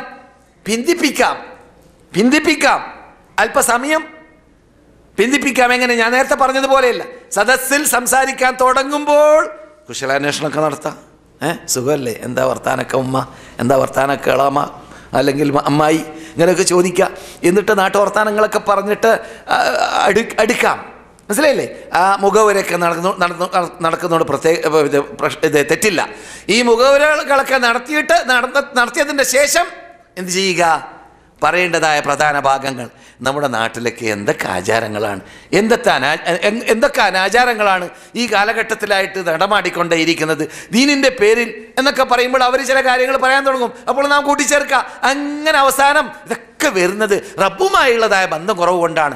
ഒരാൾ റബ്ബിനോടുള്ളതായ ബന്ധം ക്ലിയറാക്കി റബ്ബിനെ മാത്രം വിളിച്ച് പ്രാർത്ഥിക്കണമെന്ന റബ്ബിൻ്റെ കൽപ്പന ജീവിതത്തിൽ പകർത്തുകയാണെങ്കിൽ ഈ അനാചാരത്തിലേക്കൊന്നും എത്തുകയില്ലായിരുന്നേനെ ഉമ്മ എന്നൊക്കെ പറയുമ്പോൾ അല്പം കയറും. ഇപ്പോൾ വലതും പറയാതിരുന്നോ? പറയേണ്ടതൊക്കെ പറഞ്ഞു. പക്ഷേ ആ സമീപന ശൈലിയിലുള്ള കോലമാണ്. എന്നല്ലാതെ പെറ്റ ഉമ്മയോട്, അല്ലെങ്കിൽ നീ ഭൂമിയിൽ വരാൻ കാരണക്കാരനായ റബ്ബ് കഴിഞ്ഞാൽ കാരണക്കാരായ വാപ്പയോട് പെട്ടെന്ന് ഒറ്റടിക്ക് സമീപനത്തിൽ ക്രൂരത ഉപയോഗിക്കുക ഒരിക്കലും പാടില്ല. അതാണ് ഇബ്രാഹിം പറഞ്ഞത്, യാ അബതി, യാ അബതി, യാ അബതി, നല്ല പേര് വിളിച്ചുകൊണ്ട് ആ വാപ്പായോട് നിങ്ങൾക്ക് കിട്ടാത്ത എൽമ എനിക്ക് കിട്ടി വാപ്പാ, അതുകൊണ്ട് ഞാൻ പറയാണ് വാപ്പാ, അതുകൊണ്ട് ഞാൻ ഈ പറയുന്നത് നിങ്ങളുടെ മകൻ പറയും പോലെ, നിങ്ങളുടെ മകൻ നിങ്ങളെക്കാളും അറിവുള്ള ആളായി അള്ളാഹ് മാറ്റി എന്നത് നിങ്ങൾക്ക് തന്നെ സ്റ്റേഡിയിട്ട് പോകുന്ന കാര്യമല്ലേ? അതുകൊണ്ട് നിങ്ങൾ എന്തിന് ബേജാറാവണം? എനിക്ക് കുറേ എൽമ കിട്ടി, നിങ്ങൾക്ക് കിട്ടിയിട്ടില്ല. അതുകൊണ്ടാണ് ഞാൻ പറയുന്നത്, നിങ്ങൾ ഈ പൂജിക്കുന്ന ബിംബങ്ങൾക്ക് നന്മയോ തിന്മയോ ചെയ്യാനുള്ള കഴിവില്ല വാപ്പാ, അതുകൊണ്ട് നിങ്ങൾ ഉപേക്ഷയ്ക്ക് വാപ്പാ എന്നൊക്കെ പതുക്കെ മുഖവുരകളൊക്കെ നൽകി നല്ല വിളിച്ചുകൊണ്ട് പറഞ്ഞ ശൈലി ഖുർആൻ നമുക്ക് പഠിപ്പിക്കുന്നുണ്ട്. വിനയത്തിൻ്റെ ഫലം നമുക്ക് പഠിപ്പിക്കാൻ വേണ്ടി തന്നെ. പക്ഷേ അള്ളാഹ് ഹിദായത്ത് നൽകാൻ തീരുമാനിക്കാത്ത വിഭാഗം എങ്ങനെയായാലും കൂട്ടാക്കൂല. അവസാനം വാപ്പ എന്തു പറഞ്ഞു മകനോട്? ഹുജുർനി മലിയ, അല്ല അർജുമന്നൊക്കെ നിന്നെ ഞാൻ എറിയും. എറിയെന്ന് പറഞ്ഞാൽ എറിഞ്ഞു കൊല്ലും. ലഅർജുമന്നക വഹ്ജുർനി മലിയാ. നീ എന്നെ വിട്ടേക്കൂ, നീ എവിടെയെങ്കിലും വീട് നോക്കൂ എന്ന് പറയും പോലെ നീ എൻ്റെ മുമ്പിൽ നിന്നിട്ട് പോ, ഇല്ലെങ്കിൽ ഞാൻ എറിഞ്ഞു കൊല്ലു എന്നൊക്കെ പറഞ്ഞ് പേടിപ്പിച്ചു, ഭീഷണിപ്പെടുത്തി. അവസാനം നാട്ടുകാരും, അവസാനം ഹിജറ പോയി മഹാനായ ഇബ്രാഹിം അലൈഹിസ്സലാം. മഹാനായ മാലിക് ഇബ്നുൽ ഹുവൈരിസ് റളിയല്ലാഹു തആല അൻഹു പറയുന്നു, അതൈതു നബിയ സല്ലല്ലാഹു അലൈഹി വസല്ലം, ഞാൻ റസൂലുള്ളാഹിന്റെ അടുക്കലേക്ക് ചെന്നു, ഫീ നഫറിൻ മിൻ ഖൗമി, എൻ്റെ കൂടെയുള്ള ഒരു കൂട്ടുകാര സമൂഹമായിട്ട് യമനിൽ നിന്നിട്ട് വരികയായിരിക്കും, യമൻ ഭാഗത്ത് നിന്നിട്ട് വരികയായിരിക്കും. ഉഫൂദുകൾ വരുന്ന കൊല്ലങ്ങളിലായിരിക്കും അത് സംഭവിച്ചത്. ഫഖംനാ ഇൻദഹു, റസൂലുള്ളാഹിന്റെ സമീപനത്തിൽ ഞങ്ങൾ ഇരുന്നു താമസിച്ചു. 20 ലൈല, 20 ദിവസം താമസിച്ചു. വകാന റസൂലായിരുന്നു, കേട്ടോളീൻ, റഹീമൻ, അനുഗ്രഹീത പുരുഷനായിരുന്നു, മനുഷ്യനായിരുന്നു. റഫീഖൻ, നമ്മുടെ വിഷയം, റഫീഖൻ, റസൂൽ അങ്ങേയറ്റ റഫീഖായിരുന്നു. ഞങ്ങളോട് നല്ല വിനയത്തോടു കൂടിയേ സംസാരിക്കുള്ളൂ, നല്ല വിനയത്തോടു കൂടിയേ പെരുമാറുകയുള്ളൂ. റസൂലുള്ളാഹിന്റെ പ്രത്യേകതയായിട്ട് 20 ദിവസം മാത്രം, റസൂലിനെ കണ്ടയിടം മുതൽ 20 ദിവസം മാത്രം റസൂലുള്ളാഹിന്റെ കൂടെ താമസിച്ച മാലിക് ഇബ്നുൽ ഹുവൈരിസ് റളിയല്ലാഹു തആല അൻഹു പറയുന്നു, അതെ, ഫലമ്മാ ശൗവഖ്നാ ഇലാ അഹാലീന, ഞങ്ങൾക്ക് നാട്ടിലേക്ക് പോകണമെന്ന് പൂതിയുണ്ടെന്ന് കേട്ടപ്പോൾ, റസൂൽ അറിഞ്ഞപ്പോൾ, ഞങ്ങളെ കുടുംബത്തെ കാണണമെന്ന് പൂതിയുണ്ടെന്ന് റസൂൽ അറിഞ്ഞപ്പോൾ, റസൂൽ ഞങ്ങളോട് ഇനിയും നിങ്ങൾ ഇവിടെ താമസിക്കണമെന്ന് നിർബന്ധിപ്പിച്ചില്ല. ഇനിയും കുറേ കാര്യം പഠിക്കാനുണ്ട്, ഇവിടെ തന്നെ കൂടിക്കോ എന്ന് പറഞ്ഞില്ല. റസൂൽ ഞങ്ങളോട് പറഞ്ഞു, ഇർജിഉ, നിങ്ങൾ പോയിക്കോളീൻ, ഫകൂനു ഫീഹിം, നിങ്ങളുടെ കുടുംബത്തോടു കൂടി നിങ്ങൾ താമസിച്ചോളീൻ, വഅല്ലിമൂഹും, നിങ്ങൾ എന്നിൽ നിന്നിട്ട് പഠിച്ചവർക്ക് പഠിപ്പിക്കുക, നിങ്ങൾ എന്നിൽ നിന്നിട്ട് മദീനയിൽ നിന്നിട്ട് പഠിച്ചത് അവർക്ക് പഠിപ്പിക്കുക. വസല്ലൂ, നിങ്ങൾ നമസ്കാരം ഉപേക്ഷിക്കരുത്, നമസ്കരിച്ചു കൊണ്ടേ ഇരിക്കണം. ഫൈദാ ഹദറത്തിസ്സലാ, നമസ്കാര സമയമായി കഴിഞ്ഞാൽ നിങ്ങൾ എന്ത് വേണം? ഫല്യുഅദ്ദിൻ ലക്കും അഹദുക്കും, നിങ്ങൾ എന്നിട്ട് ഒരു വ്യക്തി ബാങ്ക് വിളിക്കട്ടെ. മുസ്ലിം ആയാൽ മതി ബാങ്ക് വിളിക്കാൻ, പ്രത്യേക നിബന്ധന പറയുന്നില്ല. പക്ഷേ വലിയ ഉമ്മക്കും അക്ബറുക്കും, നിങ്ങളുടെ കൂട്ടത്തിൽ നിന്നിട്ട് വലിയാൾ ഇമാമത്ത് നിൽക്കട്ടെ. വലിയാൾ എന്ന് പറയുന്നതോട് ഉദ്ദേശം മറ്റു ഹദീസിന്റെ സഹായത്തോടു കൂടി നന്നായി ഓതാൻ അറിയുന്ന ആളെ മുന്തിപ്പിക്കുക, നന്നായി ഇൽമുള്ള ആളെ മുന്തിപ്പിക്കുക. അങ്ങനെ അക്കൂട്ടത്തിൽ തുല്യതയുള്ളെങ്കിൽ, തുല്യത ഉണ്ടെങ്കിൽ വയസ്സുള്ളവരെയും മുന്തിപ്പിക്കുക.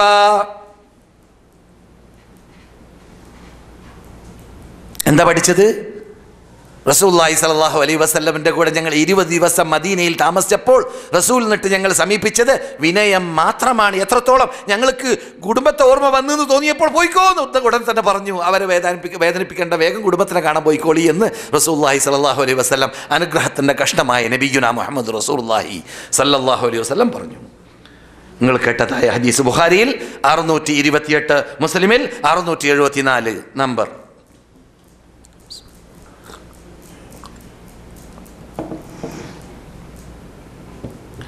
സഹോദരന്മാരെ, സഹോദരികളെ, ഇങ്ങനെയായിരുന്നു റസൂലുള്ളാഹി സ്വല്ലല്ലാഹു അലൈഹി വസല്ലം അവരുടെ സഹാബാക്കളോടൊപ്പം, അവരുടെ ഭാര്യമാരോടൊപ്പം, അവരുടെ കുടുംബത്തോടൊപ്പം, അവരുടെ പരിസരത്തിൽ ജീവിക്കുന്നവർ. നാം ഇന്നത്തെ യുഗത്തിൽ ഏത് കാലഘട്ടത്തിലും നമ്മുടെ നേതൃത്വത്തിനടുക്കിലേക്ക് അടുക്കുമ്പോഴെല്ലാം നമുക്ക് എന്ത് വ്യക്തമാകും?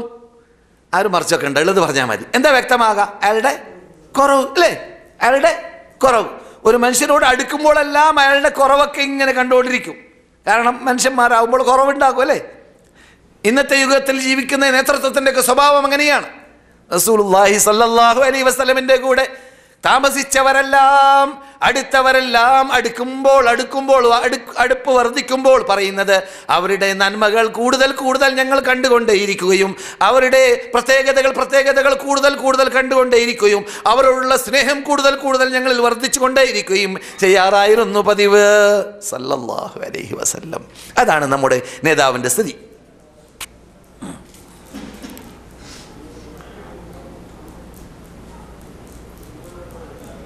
ഹുദൈബിയ സന്ധിയിൽ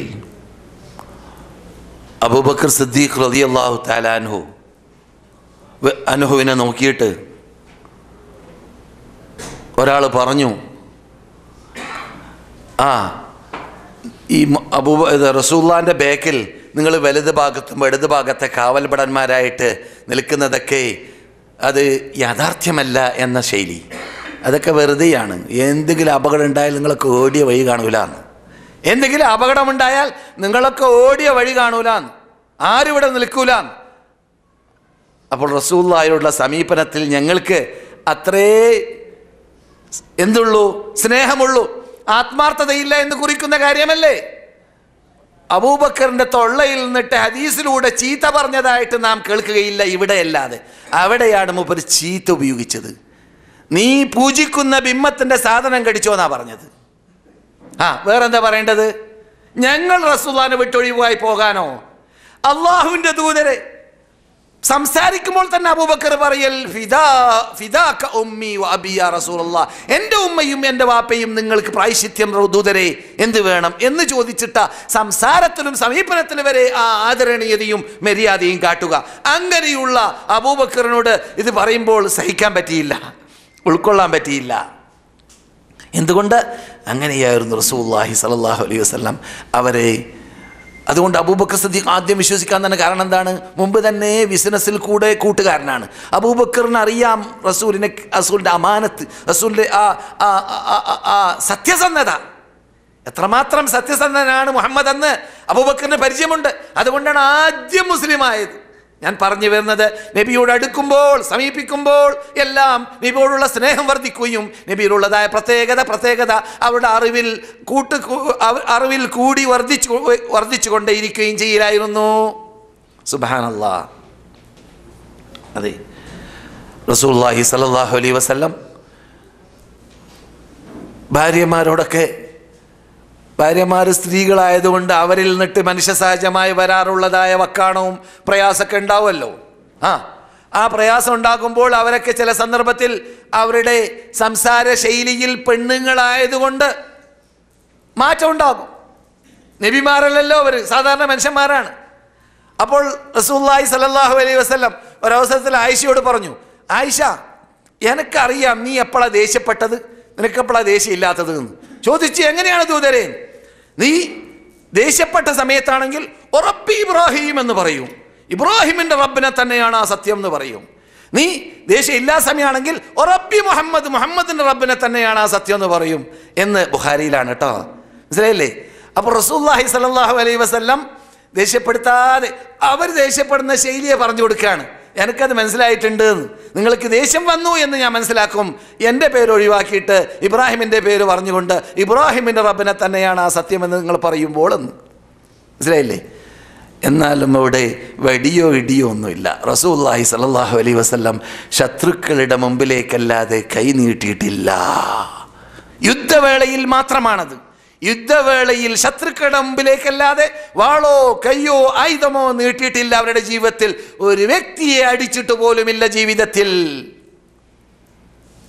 അനസ് പറയുന്നു, 10 വർഷം ഞാൻ ഖിദ്മത്തെടുത്തതായ സന്ദർഭത്തിൽ 10 വർഷത്തിലൂടെ എന്നോട് എപ്പോൾ ഞാൻ തെറ്റ് ചെയ്തു പോയാൽ, എപ്പോൾ എന്നിൽ നിന്നിട്ട് വീഴ്ച വന്നു പോയാൽ എന്നോട് എന്തിനടോ അനസേത് കാട്ടി എന്നോ എന്തടോ അനസേ കാട്ടിയില്ല എന്നോ ഒരു തവണ പോലും എന്നോട് റസൂലുള്ളാഹി പറഞ്ഞിട്ടേ ഇല്ല. അതാണ് റസൂലുള്ളാഹി സ്വല്ലല്ലാഹു അലൈഹി വസല്ലമിന്റെ റിഫ്ഖ്, നമ്മുടെ വിഷയമാകുന്ന റിഫ്ഖ്.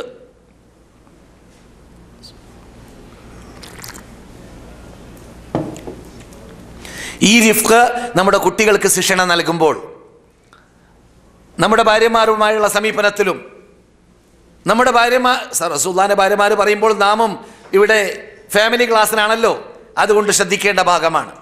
റസൂലുള്ളാഹി സ്വല്ലല്ലാഹു അലൈഹി വസല്ലം ഇന്നഹുന്ന അവാനുൻ എന്തക്കും എന്നോ ബൈനക്കും എന്തക്കും എന്നായിരിക്കും. പണ്ട് റസൂലുള്ളാഹിന്റെ പ്രസംഗം നാം പറയാറുണ്ടല്ലോ, അവസാനത്തെ നബിയുടെ അവസാനത്തെ പ്രസംഗത്തിന്റെ അവസാനത്തെ ഖണ്ഡികകളായിട്ട് നാം അറഫയിലും മിനയിലും റസൂലുള്ളാഹി ഹജ്ജത്തുൽ വദാഇ എന്ന ഹജ്ജ് ചെയ്തതായ വേളയിൽ പ്രസംഗിച്ച പ്രസംഗത്തിന്റെ ചില ഭാഗങ്ങളിൽ ഫത്തഖുല്ലാഹ ഫിന്നിസാ, സ്ത്രീകളുടെ കാര്യത്തിൽ നിങ്ങൾ അല്ലാഹുവിനെ സൂക്ഷിക്കണം എൻ്റെ ഉമ്മത്തുകളെ എന്ന് പറഞ്ഞു. കാരണം സ്ത്രീകൾ നിങ്ങളുടെ കസ്റ്റഡിയിൽ അറസ്റ്റ് ചെയ്യപ്പെട്ടവരെ പോലെയാണ്, നിങ്ങളുടെ കൂടെയാണ് അവർ, നിങ്ങളുടെ കസ്റ്റഡിയിലാണവർ. അതുകൊണ്ട് അവർ ശേഷികെട്ടവരാണ്. അതുകൊണ്ട് അവരുടെ ആ ശേഷികേട് നിങ്ങൾ ശരിക്ക് കണ്ടുകൊണ്ടായിരിക്കണം സമീപിക്കേണ്ടത്. എന്നല്ലാതെ വീട്ടിൽ കിടക്കുമ്പോൾ സിംഹമായി മാറലും പുറത്തെത്തുമ്പോൾ പൂച്ചയായി മാറലും ഒരിക്കലും അരുത് എന്നർത്ഥം. വീട്ടിലും പുറത്തൊക്കെ നല്ല വിനയം, പ്രത്യേകിച്ച് പെണ്ണുങ്ങളോട് വിനയത്തോടു കൂടി സമീപിക്കണം. വിനയമുണ്ടാകുമ്പോൾ അപകട മേഖലയിൽ നിന്നിട്ട് രക്ഷപ്പെടാനും തലാഖ് ഉണ്ടാവാൻ സാധ്യതയുള്ള മേഖലകളിൽ നിന്നിട്ട് തലാഖിൽ നിന്നിട്ട് രക്ഷപ്പെടാനും എല്ലാം സഹായകമാകും. ഏത് വീടും പ്രയാസമില്ലാത്ത, കഴിഞ്ഞ ക്ലാസ്സിൽ പറഞ്ഞതുപോലെ വക്കാണമില്ലാത്ത വീടില്ല. ഏത് വീട്ടിലും ഏത് ഭാര്യമാരുടെയും ഏത് ഭർത്താക്കന്മാരുടെയും ഇടയിൽ എന്തുണ്ടാവാം? വിയോജിപ്പും യോജിപ്പൊക്കെ അത് മനുഷ്യ സഹജമാണ്, സർവ്വസാധാരണയാണ്. പക്ഷേ അതിനെല്ലാം പ്രതിവിധി കണ്ടെത്താനുള്ള മാർഗം ഇസ്ലാം പഠിപ്പിക്കുന്നത് വിനയത്തിലൂടെ, റിഫ്ഖിലൂടെ, നല്ല സമീപനത്തിലൂടെ, ക്ഷമ കൈകൊള്ളലിലൂടെ ആണ്. അഊദു ബില്ലാഹി മിനശ് ശൈത്വാനിർ റജീം എന്ന് കോപം വരുമ്പോൾ റബ്ബിനോട് കാവലിനെ ചോദിച്ച് സ്ഥലം വിട്ട് കളയുക. ഒരാൾ ചൂടാകുമ്പോൾ റൂം മാറുക, സ്ഥലം മാറുക. മറ്റാൾ ചൂടാവാതിരിക്കുക. രണ്ടാളും ചൂടാകുമ്പോഴാണ് പ്രശ്നം. മനസ്സിലായില്ലേ? ഒരാൾ ചൂടാകുമ്പോൾ മറ്റാൾ തണുക്കുക, അല്ലെങ്കിൽ സ്ഥലം വിട്ട് കളയുക. ഇത് രണ്ടാൾക്കും ബാധകമാണ്. സ്ത്രീ പുരുഷന്മാർക്ക് മാത്രമല്ല, സ്ത്രീകൾക്കും അങ്ങനെ തന്നെ. കഴിഞ്ഞ ക്ലാസ്സിൽ ഇവിടെ നിങ്ങൾ കേട്ടു സ്ത്രീകളുടെ നാവിലൂടെ ഉണ്ടാകുന്ന അപകടത്തെക്കുറിച്ചും അവരുടെ നാവിൽ ധാരാളം ശാപങ്ങൾ വന്നു പോകാറുണ്ട് എന്ന കാര്യവും ഇവിടെ ഞാൻ പറഞ്ഞത് മറന്നിട്ടില്ലല്ലോ.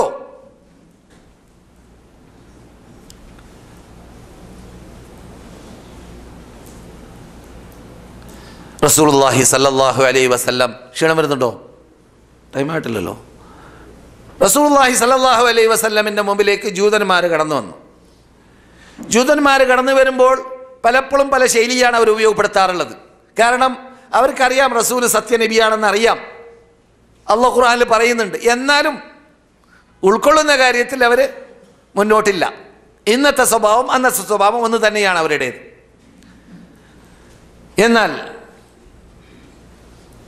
റസൂലുള്ളാഹി സ്വല്ലല്ലാഹു അലൈഹി വസല്ലമിന്റെ അടുക്കലേക്ക് ചെന്നപ്പോൾ ആയിഷ വീട്ടിലുണ്ട്. അപ്പോൾ ഒരു ജൂതൻ ചെന്നിട്ട് അസ്സലാമു അലൈക്കും എന്ന് പറഞ്ഞു. ശാപം നിന്നിലുണ്ടാവട്ടെ എന്നർത്ഥം, അല്ലെങ്കിൽ മരണം ശപിക്കുകയാണ് റസൂലുള്ളാഹി സ്വല്ലല്ലാഹു അലൈഹി വസല്ലം അതിനോട് അങ്ങനെ തന്നെ പ്രതികരിക്കുന്ന കണ്ടില്ല. നേർക്ക് നേരെ ആ പറഞ്ഞ അതേ ശക്തിയിൽ പെരുമാറുന്ന കണ്ടില്ല ആയിഷ. അപ്പോൾ ആയിഷ പുറത്തിറങ്ങിയിട്ട് എന്ത് ചെയ്തു? അലൈക്കും അലൈക്കും, അള്ളാഹ് നിങ്ങളെ ശപിക്കട്ടെ, അള്ളാഹുവിന്റെ ശാപം നിങ്ങളിൽ ഉണ്ടാവട്ടെ, അള്ളാഹ് നിങ്ങളോട് ദേഷ്യപ്പെടട്ടെ എന്നൊക്കെ ചീത്ത പറഞ്ഞു. ആര്? ആയിഷ റസൂലുള്ളാഹിനെ ശപിച്ചപ്പോൾ. ആര്? ജൂതന്മാർ റസൂലുള്ളാഹിക്ക് എതിരിൽ പ്രാർത്ഥിച്ചപ്പോൾ. അപ്പോൾ റസൂലുള്ളാഹി പറയുന്നു, മഹ്ലൻ, റിഫ്ഖിന്റെ കഷ്ണം, റഹ്മത്തിന്റെ കഷ്ണമായ റസൂലുള്ളാഹി സ്വല്ലല്ലാഹു അലൈഹി വസല്ലം, മഹ്ലൻ യാ ആയിഷ, പതുക്കെ ആയിഷ, ധൃതി കൂട്ടണ്ട. എന്തിനാ ഈ ധൃതിയൊക്കെ? എന്തിനാ ഈ ദേഷ്യമൊക്കെ? അതിൻ്റെ ആവശ്യമില്ല. റസൂൽ തുടരുന്നു, അലൈകി ബിർരിഫ്ഖി, റിഫ്ഖ് എപ്പോഴും നിന്റെ സ്വഭാവത്തിൽ ഉണ്ടാവേണ്ടതാണ് ആയിഷ. വിനയം എപ്പോഴും നിന്നിൽ ഉണ്ടാവണം ആയിഷ. വയ്യാക്കി വൽ ഉൻഫ, ഒരിക്കലും നീ ക്രൂരത നിന്നിട്ട് ഉടലെടുക്കാൻ പാടുള്ളതല്ല, ശക്തി നീ പ്രയോഗിക്കാൻ പാടുള്ളതല്ല. റിഫ്ഖ് ഉപയോഗിക്കണം, ശക്തി വേണ്ട. അതുപോലെ തന്നെ ഉൽഫഹ്ഷി, വടക്ക് വാക്കുകൾ, വടക്ക് ചീത്ത പദങ്ങൾ നിന്റെ തൊള്ളയിൽ നിന്നിട്ട് വന്നു പോകാൻ പാടില്ല. റസൂലുള്ളാഹിനെ ചീത്ത പറഞ്ഞപ്പോൾ ആയിഷ പറഞ്ഞു, എന്നല്ലാതെ ആയിഷ അങ്ങനെ ചീത്ത പറയുന്ന ആളൊന്നുമല്ല. മനസ്സിലായില്ലേ? പക്ഷെ റസൂലുള്ളാഹിനെ ചീത്ത പറഞ്ഞപ്പോൾ കേട്ട് സഹിക്കാൻ പറ്റിയില്ല എന്നതുകൊണ്ടാണ്.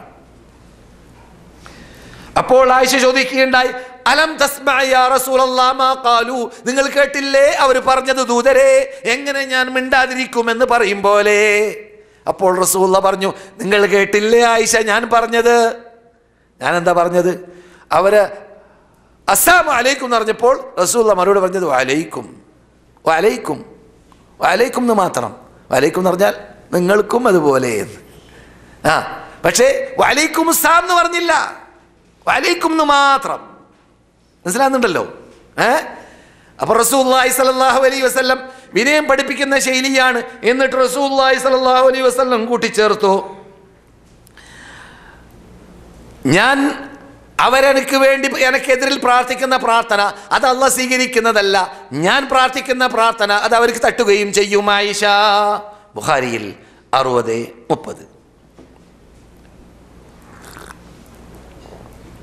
സുബ്ഹാനല്ലാഹ്. അപ്പോൾ ഈ ജൂതന്മാരുണ്ടല്ലോ, പലപ്പോഴും എന്തു ചെയ്യും? റസൂലുള്ളാഹി ജൂതന്മാർക്ക് പ്രാർത്ഥിക്കുന്നുണ്ടോ എന്ന് അറിയാൻ വേണ്ടി, പ്രാർത്ഥിക്കാൻ വേണ്ടിയോ പ്രാർത്ഥിക്കുന്നുണ്ടോ എന്ന് അറിയാൻ വേണ്ടിയോ ആയിരിക്കും. വെറുതെ ആവശ്യമില്ലാതെ തുമ്മും റസൂലുള്ളാഹിന്റെ മുമ്പിൽ വെച്ചിട്ട്. എന്നിട്ട് അൽഹംദുലില്ലാ എന്ന് പറയും. എന്തിനാ റസൂലുള്ള എന്ത് പറയാൻ? ഇർഹമുക്ക. റസൂലുള്ള ജൂതന്മാർ കാട്ടിയാൽ യഹ്ദീകുമുല്ലാ എന്നാ പറയാ, ഇർഹമുക്കല്ലാ എന്ന് പറയില്ല. കാരണം ആ മുസ്ലിങ്ങളോട് അള്ളാഹ് ഹിദായത്തിലാക്കട്ടെ എന്ന് പറയാലോ അല്ലേ? അള്ളാഹ് അനുഗ്രഹിക്കട്ടെ എന്ന് പറയാൻ പറ്റൂല, അള്ളാഹു അനുഗ്രഹിക്കട്ടെ എന്ന് പറയാൻ പറ്റൂല. അള്ളാഹ് ഹിദായത്തിലാക്കട്ടെ എന്ന് ഏത് അമുസ്ലിമിനോടും പറയാം. ഏത് അമുസ്ലിങ്ങൾക്ക് വേണ്ടിയും നമുക്ക് ഹിദായത്തിന് വേണ്ടി പ്രാർത്ഥിക്കാം. മനസ്സിലായില്ലേ? ആയിഷ പറയുന്നു, ഇന്നർ റിഫ്ഖ ലാ യകൂനു ഫീ ശൈഇൻ ഇല്ലാ സാന വലാ യുൻസഉ മിൻ ശൈഇൻ ഇല്ലാ ഷാന. നമ്മുടെ വിഷയമാകുന്ന റിഫ്ഖ, വിനയം, ഏത് കാര്യത്തിൽ കടന്നുകൂടിയാൽ അത് ഭംഗിയുള്ളതായി മാറി. ഏത് കാര്യത്തിൽ നിന്നിട്ട് ഇല്ലാതെയായാൽ അത് വെടക്കായതായി മാറി. ആയിഷ റളിയല്ലാഹു തആല അൻഹയെ തൊട്ട് റിപ്പോർട്ട് ചെയ്യുന്നതാണ്. മുസ്ലിമിൽ 2594. സഹോദരന്മാരെ, സഹോദരികളെ, ആയിഷ തുടർന്നു, സമിഅ്തു റസൂലുള്ളാഹി സ്വല്ലല്ലാഹു അലൈഹി വസല്ലമ യഖൂലു ഫീ ബൈതി. എൻ്റെ വീട്ടിൽ വെച്ചിട്ട് റസൂൽ പറയുന്നതായിട്ട് ഞാൻ കേൾക്കുകയുണ്ടായി. മൻ വലിയ ഫീ അംരി ഉമ്മത്തി ശൈആ. എൻ്റെ സമൂഹത്തിൻ്റെ, എൻ്റെ ഉമ്മത്തുകളിൽ ആർക്കെങ്കിലും നേതൃത്വം വഹിക്കാനുള്ള ചാൻസ് കിട്ടിയാൽ, മുദീറാവാനുള്ള ചാൻസ്, റഈസാവാനുള്ള ചാൻസ്, അല്ലെങ്കിൽ എന്തെങ്കിലും നേതൃത്വം എന്ന പദം പറയാനുള്ളതായ ചാൻസ് ഒരാൾക്ക് കിട്ടിയാൽ, എന്നിട്ടോ ഫറഫിഖ ബിഹിം, അവരെ കൊണ്ട് വിനയം കാട്ടിയാൽ, അവരോട് വിനയം കാട്ടിയാൽ, അവരോട് ക്രൂരത കാട്ടാതിരുന്നാൽ അല്ലാഹു സുബ്ഹാനഹു വ തആല അവരോട് വിനയം കാട്ടുന്നതാണ് അള്ളാഹിന്റെ സമീപനത്തിൽ.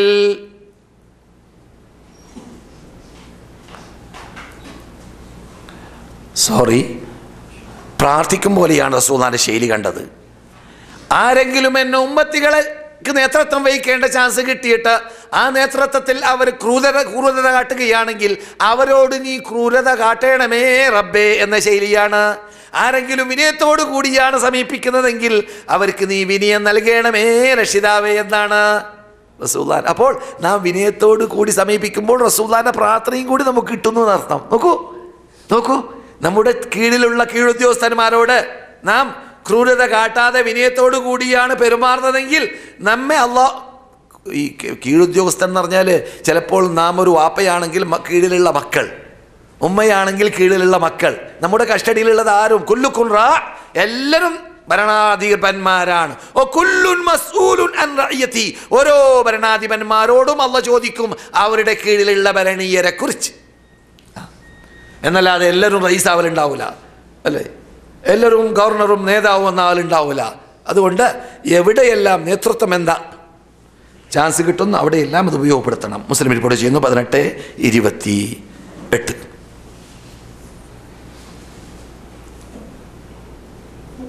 പെണ്ണുങ്ങളോടുള്ളതായ വിനയം കാട്ടണമെന്ന ശൈലി പറഞ്ഞപ്പോൾ റസൂലുള്ളാഹി യാത്രയിൽ റസൂലുള്ളാഹിന്റെ ഒട്ടകക്കാരൻ റസൂലുള്ളാഹിന്റെ ഭാര്യമാരെയും മറ്റു സ്ത്രീകളെയും തള്ളിക്കൊണ്ടുപോകുന്ന ഒട്ടകക്കാരൻ ശക്തിയിൽ ഓടുന്ന കണ്ടപ്പോൾ റസൂലുള്ളാഹി ശബ്ദിച്ച് പറഞ്ഞു എന്നാണ് ആ സഹാബിയോട്, അഞ്ചശ റിഫ്ഖം ബിൽ ഖവാരീർ.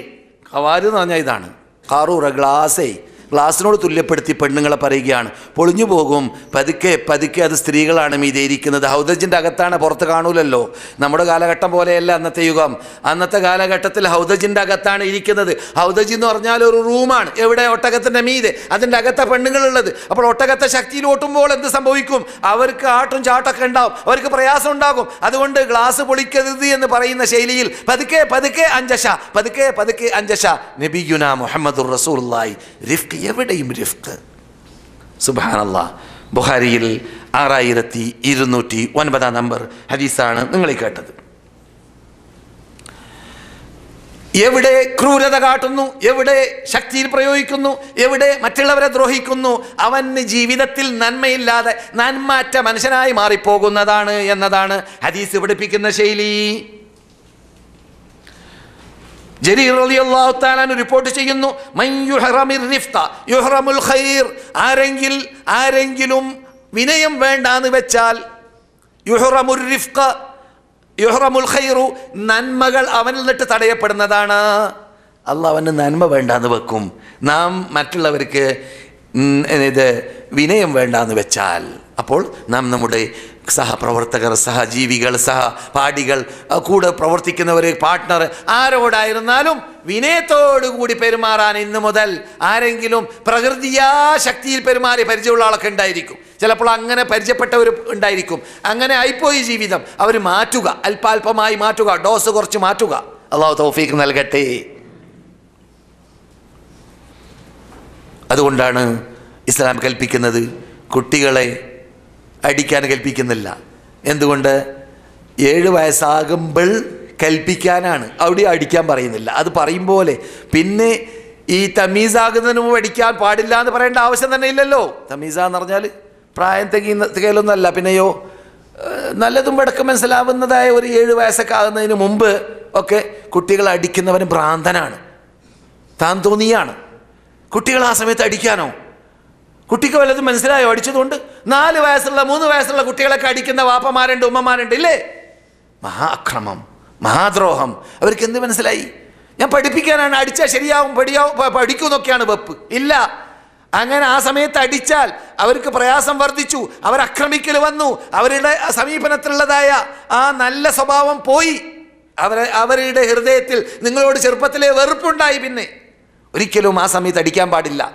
അടിക്കാൻ പാടില്ല എന്നതിലേക്ക് തെളിവ് തന്നെ അടിക്കാൻ തന്നെ പറയുന്നത്, നിസ്കരിക്കാൻ വേണ്ടി കൽപ്പിക്കാൻ 3 കൊല്ലം നമസ്കരിക്കാൻ കൽപ്പിച്ച ശേഷം പിന്നെയാണ് പറയുന്നത് 10 വയസ്സായതിൻ്റെ ശേഷം പിന്നെ നമസ്കരിക്കാൻ കൽപ്പിച്ച ശേഷം നമസ്കാരം ഒഴിവാക്കുന്ന കണ്ടാൽ പരിക്കേൽപ്പിക്കാതെ അടിക്കണം. എന്താ?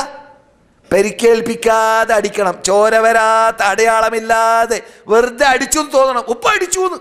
അത് ഇതുവരെ അടിക്കാത്ത ഉപ്പ നിസ്കാരം ഉപേക്ഷിക്കുമ്പോൾ അടിക്കുമ്പോൾ കുട്ടിക്ക് അത് മതി. ഓ, ഇതുവരെ എന്നെ അടിക്കാത്ത ഉപ്പ, വാപ്പ അല്ലെങ്കിൽ ഉമ്മ ഞാൻ നമസ്കരിക്കാതിരുന്നപ്പോൾ, നമസ്കാരത്തിൽ വീഴ്ച വരുത്തപ്പോൾ അടിച്ചല്ലോ, അതുകൊണ്ട് ഉമ്മാനെ ഇനി ഞാൻ വേദനിപ്പിക്കൂല, വാപ്പയെ ഇനി ഞാൻ വേദനിപ്പിക്കൂല, അതുകൊണ്ട് ഞാൻ ഇന്നു മുതൽ ശരിക്കും നിസ്കരിക്കും എന്ന ബോധം കുട്ടിക്ക് ഉണ്ടാവും. അതുകൊണ്ട് ആ റിഫ്ഖ് നാം എന്ത് ചെയ്യുക? നമ്മുടെ കുട്ടികളെ വളർത്തുന്നതായ ശൈലിയിലും ഉപയോഗപ്പെടുത്തുക. അതിന് നമുക്കെല്ലാവർക്കും അല്ലാഹു തൗഫീഖ് നൽകുമാറാകട്ടെ.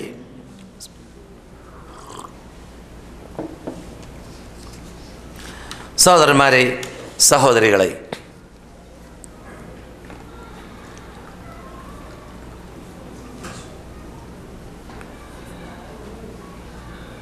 ആയിഷ റളിയല്ലാഹു തആല അൻഹയെ വിളിച്ചുകൊണ്ട് റസൂൽ പറയുകയുണ്ടായി, ആയിഷ, ആരെക്കൊണ്ടെങ്കിലും അല്ലാഹു സുബ്ഹാനഹു വ തആല നന്മ ചെയ്യാൻ ഉദ്ദേശിച്ചാൽ, ഏത് വീട്ടുകാർക്ക് നന്മ ചെയ്യാൻ ഉദ്ദേശിച്ചാൽ ആ വീട്ടുകാര് വിനയത്തോടുകൂടി പെരുമാറുന്നവരാക്കി അവരല്ലാഹു മാറ്റുന്നതാണ്. ഒരു വിഭാഗത്തിന് അള്ളാഹ് നന്മ ചെയ്യാൻ വിചാരിച്ചാൽ ആ ഒരു വിഭാഗത്തെ നല്ലവരാക്കി, നന്മയുള്ളവരായി. നിങ്ങൾ നോക്കൂ, നാം അയൽവാസികളെക്കുറിച്ച് സംസാരിക്കുമ്പോൾ എന്തോരു നല്ല സമീപനം, എന്തോരു നല്ല പെരുമാറ്റം എന്നൊക്കെ നാം പറയാറുണ്ടല്ലോ. നല്ലവരാണെങ്കിൽ. നേരെ മറിച്ചാണെങ്കിലോ സലാം പറയൂല, പറഞ്ഞാൽ മടക്കൂല, അങ്ങോട്ടും ഇങ്ങോട്ടും നോക്കൂല, കണ്ടാൽ സംസാരിക്കൂല, അങ്ങനെയുള്ള കടുകട്ടിയുള്ള സമീപനക്കാരാണെങ്കിലോ നാം തന്നെ പരസ്പരം പറയും, എന്തോരു മനുഷ്യനാണ് അദ്ദേഹം. വന്നിട്ട് ഞാൻ ഇവിടെ താമസിക്കാൻ ആരംഭിച്ചിട്ട് 3 വർഷമായി, 2 വർഷമായി, ഇതുവരെ ഞാൻ അദ്ദേഹത്തിനെ കണ്ടിട്ടില്ല, എനിക്ക് അദ്ദേഹത്തിനോട് സലാം പറഞ്ഞാൽ എനിക്ക് മറുപടി കിട്ടിയിട്ടില്ല എന്നൊക്കെ നാം പറയാറുണ്ടല്ലോ. റസൂലുള്ളാഹി പറയുന്നു ആയിഷയോട്, ആയിഷ, അള്ളാഹു ഏതെങ്കിലും ഒരു വീട്ടുകാർക്ക് നന്മ ചെയ്യാൻ വിചാരിച്ചാൽ അവരിൽ വിനയം ഇറക്കും, അവരെ വിനയക്കാരാക്കി മാറ്റും, അവർ റിഫ്ഖുള്ളവരാക്കി മാറ്റും എന്ന് റസൂലുള്ളാഹി സ്വല്ലല്ലാഹു അലൈഹി വസല്ലം പറഞ്ഞതായിട്ട് ഹദീസിൽ കാണുന്നു. അഹ്മദ് റിപ്പോർട്ട് ചെയ്യുന്നു. അൽബാനി സഹിഹയിൽ 523 സഹിയാണെന്ന് പറഞ്ഞതായി കണ്ടു. നീണ്ടുപോയോ? ഉമർ ഇബ്നുൽ ഖത്താബ് റസൂലുള്ളാഹി സ്വല്ലല്ലാഹു അലൈഹി വസല്ലമിൻ്റെ ഹദ്റത്തിലേക്ക് ഒരവസരത്തിൽ കടക്കാൻ വേണ്ടി വരികയാണ്. റസൂലുള്ളാഹി സ്വല്ലല്ലാഹു അലൈഹി വസല്ലമിൻ്റെ പരിസരത്തിൽ പുരുഷന്മാരുള്ള സമയത്ത് സ്ത്രീകൾ തടിച്ചുകൂടൂല. സ്ത്രീകൾക്ക് വല്ലതും ചോദിക്കാനും പഠിക്കാനും ഉണ്ടെങ്കിൽ അവർ പെരുന്നാൾ നമസ്കാരത്തിനോ മറ്റ് നമസ്കാരത്തിനോ ആണെങ്കിൽ സ്ത്രീകൾക്ക് വേണ്ടി പ്രത്യേകം റസൂലുള്ള അവരെ പോയി കണ്ട് സംസാരിക്കും. അല്ലെങ്കിൽ ഒരാഴ്ചയിൽ ഒരു ദിവസം സ്ത്രീകൾക്ക് വേണ്ടി മാത്രം ക്ലാസ് എടുക്കും. അതൊക്കെ നമുക്കറിയാവുന്നതാണ്. മിശ്രമായിട്ടുള്ളതായ ആ അഴിഞ്ഞാട്ടം വേണ്ട എന്ന് പണ്ട് തന്നെ റസൂൽ പഠിപ്പിച്ച ശരിയാണ്. അന്യ പുരുഷന്മാർ, അന്യ സ്ത്രീകൾ വെവ്വേറെ തന്നെ എല്ലാ രൂപത്തിലും ഏത് മേഖലകളിലും ജീവിക്കാൻ വേണ്ടി പാടുപെടണം. എന്നാൽ അവരുടെ ആത്മീയ രക്ഷയ്ക്ക് അനിവാര്യമാണ്, ആത്മീയ വളർച്ചയ്ക്ക് നല്ലതാണ്. ആത്മീയ വളർച്ച അതിലൂടെ മാത്രമേ ഉണ്ടാവുകയുള്ളൂ. ഇല്ലെങ്കിൽ ആത്മാവ് അഴുക്കായിക്കൊണ്ടേയിരിക്കും, കാണാൻ പാടില്ലാത്ത കാണുക, കേൾക്കാൻ പാടില്ലാത്ത കേൾക്കുക, അങ്ങനെ വിടക്ക് ചിന്തകൾ ചിന്തിക്കുക. ഇതൊക്കെ അന്യ പുരുഷന്മാർ, അന്യ സ്ത്രീകൾ മിശ്രമായുള്ള ജീവിതത്തിലൂടെയാണ് വരിക എന്നതുകൊണ്ട് അത് ഇസ്ലാം വിരോധിച്ചതായ ഭാഗമാണ്. അതുകൊണ്ട് റസൂലുള്ളാഹി സ്വല്ലല്ലാഹു അലൈഹി വസല്ലം അവരുടെ സദസ്സിലേക്ക് നമ്മുടെ ഉമ്മമാരായ സ്ത്രീകൾ, മദീനത്ത് പണ്ടുണ്ടായിരുന്ന സ്ത്രീകൾ, ആ ലജ്ജയിൽ ലജ്ജ, ആ ഇസ്തിഹ്യാഹ്, അതുപോലെ തന്നെ ഇസ്സത്ത്, അഭിമാനത്തിൽ അഭിമാനം, പർദ്ദയിൽ അങ്ങേയറ്റത്തെ പർദ്ദ ധരിച്ച് ലോകത്തിന് മുന്നിൽ കാഴ്ചവെച്ചതായ ആ മഹാത്മാക്കളായ ആ മഹദികളായ സ്ത്രീകൾ എന്തു ചെയ്തു? റസൂലുള്ളാഹി സ്വല്ലല്ലാഹു അലൈഹി വസല്ലമിന്റെ സദസ്സിൽ ഒരവസരത്തിൽ കൂട്ടമായിരുന്നിട്ട് ഓരോരുത്തരും സ്വാതന്ത്ര്യത്തോടു കൂടി ചോദ്യം ചോദിക്കാൻ, റസൂലേ ഇന്ന മസ്അലക്ക് എന്താണ് പ്രതിവിധി എന്ന് ഓരോരുത്തർ ഇങ്ങനെ ചോദിക്കുന്ന വേളയിൽ ഉമർ അനുവാദം ചോദിച്ചു. ബുഖാരിയിലാണ് കേട്ടോ, കഥയൊന്നുമല്ല. ഉമർ കടക്കാൻ അനുവാദം ചോദിച്ചു. ഉമർ അനുവാദം ചോദിച്ചെന്ന് കേട്ടപ്പോൾ എല്ലാവരും ഓടിക്കളഞ്ഞു. എല്ലാവരും പർദ്ദയായിട്ട് ഓടി എന്നാണ്. അവരവരുടെ പർദ്ദയുമായിട്ട് ഒറ്റ ഓട്ടം, ആരവിടെ ഇരുന്നില്ല എന്നാണ്. ഈ കാഴ്ച കണ്ടപ്പോൾ റസൂലുള്ളാഹി സ്വല്ലല്ലാഹു അലൈഹി വസല്ലം പുഞ്ചിരി തൂങ്ങി എന്നാണ്, ചിരിച്ചു എന്നാണ്. റസൂലുള്ളാഹി സ്വല്ലല്ലാഹു അലൈഹി വസല്ലം സ്ത്രീകളുടെ ഓട്ടം കണ്ടപ്പോൾ ചിരിച്ചു. ഉമർ പറഞ്ഞ അല്ല എന്നേക്കാളും പേടിക്കൽ അർഹപ്പെട്ടവർ റസൂലല്ലേ? നിങ്ങൾ റസൂലുള്ളാഹിന്റെ മുമ്പിൽ ഇരുന്നു കൊണ്ട് റസൂലുള്ളാഹിനെ പ്രയാസപ്പെടുത്തിക്കൊണ്ടേ ഇരിക്കുക എന്നതല്ലേ അപകടം, എന്നല്ലാതെ എന്നെ കാണുമ്പോൾ എന്തിനു ഓടുന്നു എന്ന്. അപ്പോൾ ആ സഹോദരിമാര്, ആ ഉമ്മമാര് മറുപടി നൽകി, റസൂലുള്ളാഹി സ്വല്ലല്ലാഹു അലൈഹി വസല്ലം നിങ്ങളെപ്പോലെ ക്രൂരനല്ല, ക്രൂരതയോടുകൂടി പെരുമാറുന്ന വളരെ റിഫ്കോട് കൂടി വിനയത്തോടു കൂടി പെരുമാറുന്ന ആളാണ് നബിയുനാ മുഹമ്മദ് റസൂലുള്ളാഹി സ്വല്ലല്ലാഹു അലൈഹി വസല്ലം എന്ന്. അങ്ങനെ റസൂലുള്ളാഹിന്റെ ചിരി പൂർത്തിയാക്കിയതായ കോലം ബുഖാരിയിൽ കാണുന്നു. സ്ത്രീകൾ പോയ ശേഷം മഹാനായ ഉമറോട് പറഞ്ഞു, ഉമർ കേൾക്കത്തക്ക രൂപത്തിൽ മഹാനായ ദൂതർ പറഞ്ഞു, ഉമർ ഏതെങ്കിലും വഴിയിൽ കൂടി ചെല്ലുകയാണെങ്കിൽ പിശാച് ആ വഴിയിൽ നിന്നിട്ട് മാറി നിൽക്കും. സ്ത്രീകൾ ഓടിയതിൽ അത്ഭുതമില്ല, പിശാചെന്നെ ഓടലാണെന്നാണ്. പിന്നല്ലേ സ്ത്രീകളുടെ കാര്യം. പിശാച് ഉമറിനെ കണ്ട ഓടും, ആ വഴിയിൽ പിന്നെ പിശാചുണ്ടാവില്ല, ശൈത്താൻ ഓടുന്നാണ്.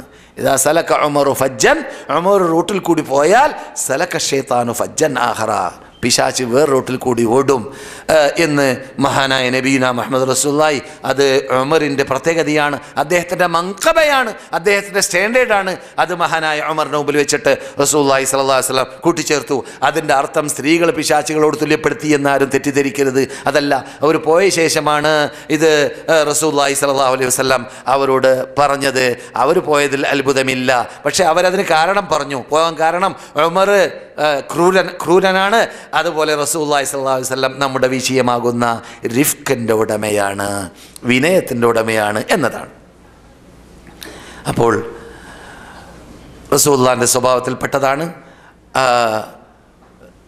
റസൂലുള്ള വഴിയിൽ കൂടി പോകുമ്പോൾ ഈ കൂട്ടമായ സ്ത്രീകൾക്ക് മറുപടി പറഞ്ഞതുപോലെ തന്നെ വളരെ വയസ്സുള്ള സ്ത്രീ വഴിയിൽ നിന്നുകൊണ്ട് സംസാരിക്കാൻ ആവശ്യപ്പെട്ടപ്പോൾ കൂടെയുള്ളവരൊക്കെ ഒഴിവാക്കിയിട്ട് അവരുടെ അടുക്കൽ ചെന്ന് അവരുടെ കാര്യം നിറവേറ്റി കൊടുത്തതായ രംഗം ഹദീസിൽ കാണാം. അങ്ങനെയാണ് റസൂലുള്ളാഹി സ്വല്ലല്ലാഹു അലൈഹി വസല്ലമിൻ്റെ സമീപനം. നമുക്ക് എടുപ്പിക്കും പോലെ വിനയം, നമുക്ക് എടുപ്പിക്കും പോലെ സ്നേഹവും സ്വഭാവവും. സ്നേഹത്തിൻ്റെ കഷ്ണം, റഹ്മത്തിൻ്റെ കഷ്ണമായ നബിയുനാ മുഹമ്മദുർ റസൂലുള്ളാഹി സ്വല്ലല്ലാഹു അലൈഹി വസല്ലം.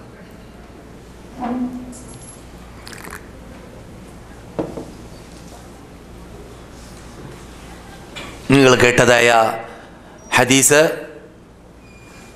നിർത്താണ്. ബുഖാരിയിൽ 3683, മുസ്ലിമിൽ 2396 ഹദീസാണ്. നിങ്ങളിപ്പോൾ കേട്ട ഈ ഉമറുൽ ഖത്താബിൻ്റെ റസൂലുള്ളാഹിന്റെ പരിസരത്തിൽ സ്ത്രീകൾ ഒരുമിച്ച് കൂടിയ സംഭവം ഉള്ളത് ബുഖാരിയിലും മുസ്ലിമിലുമാണ്.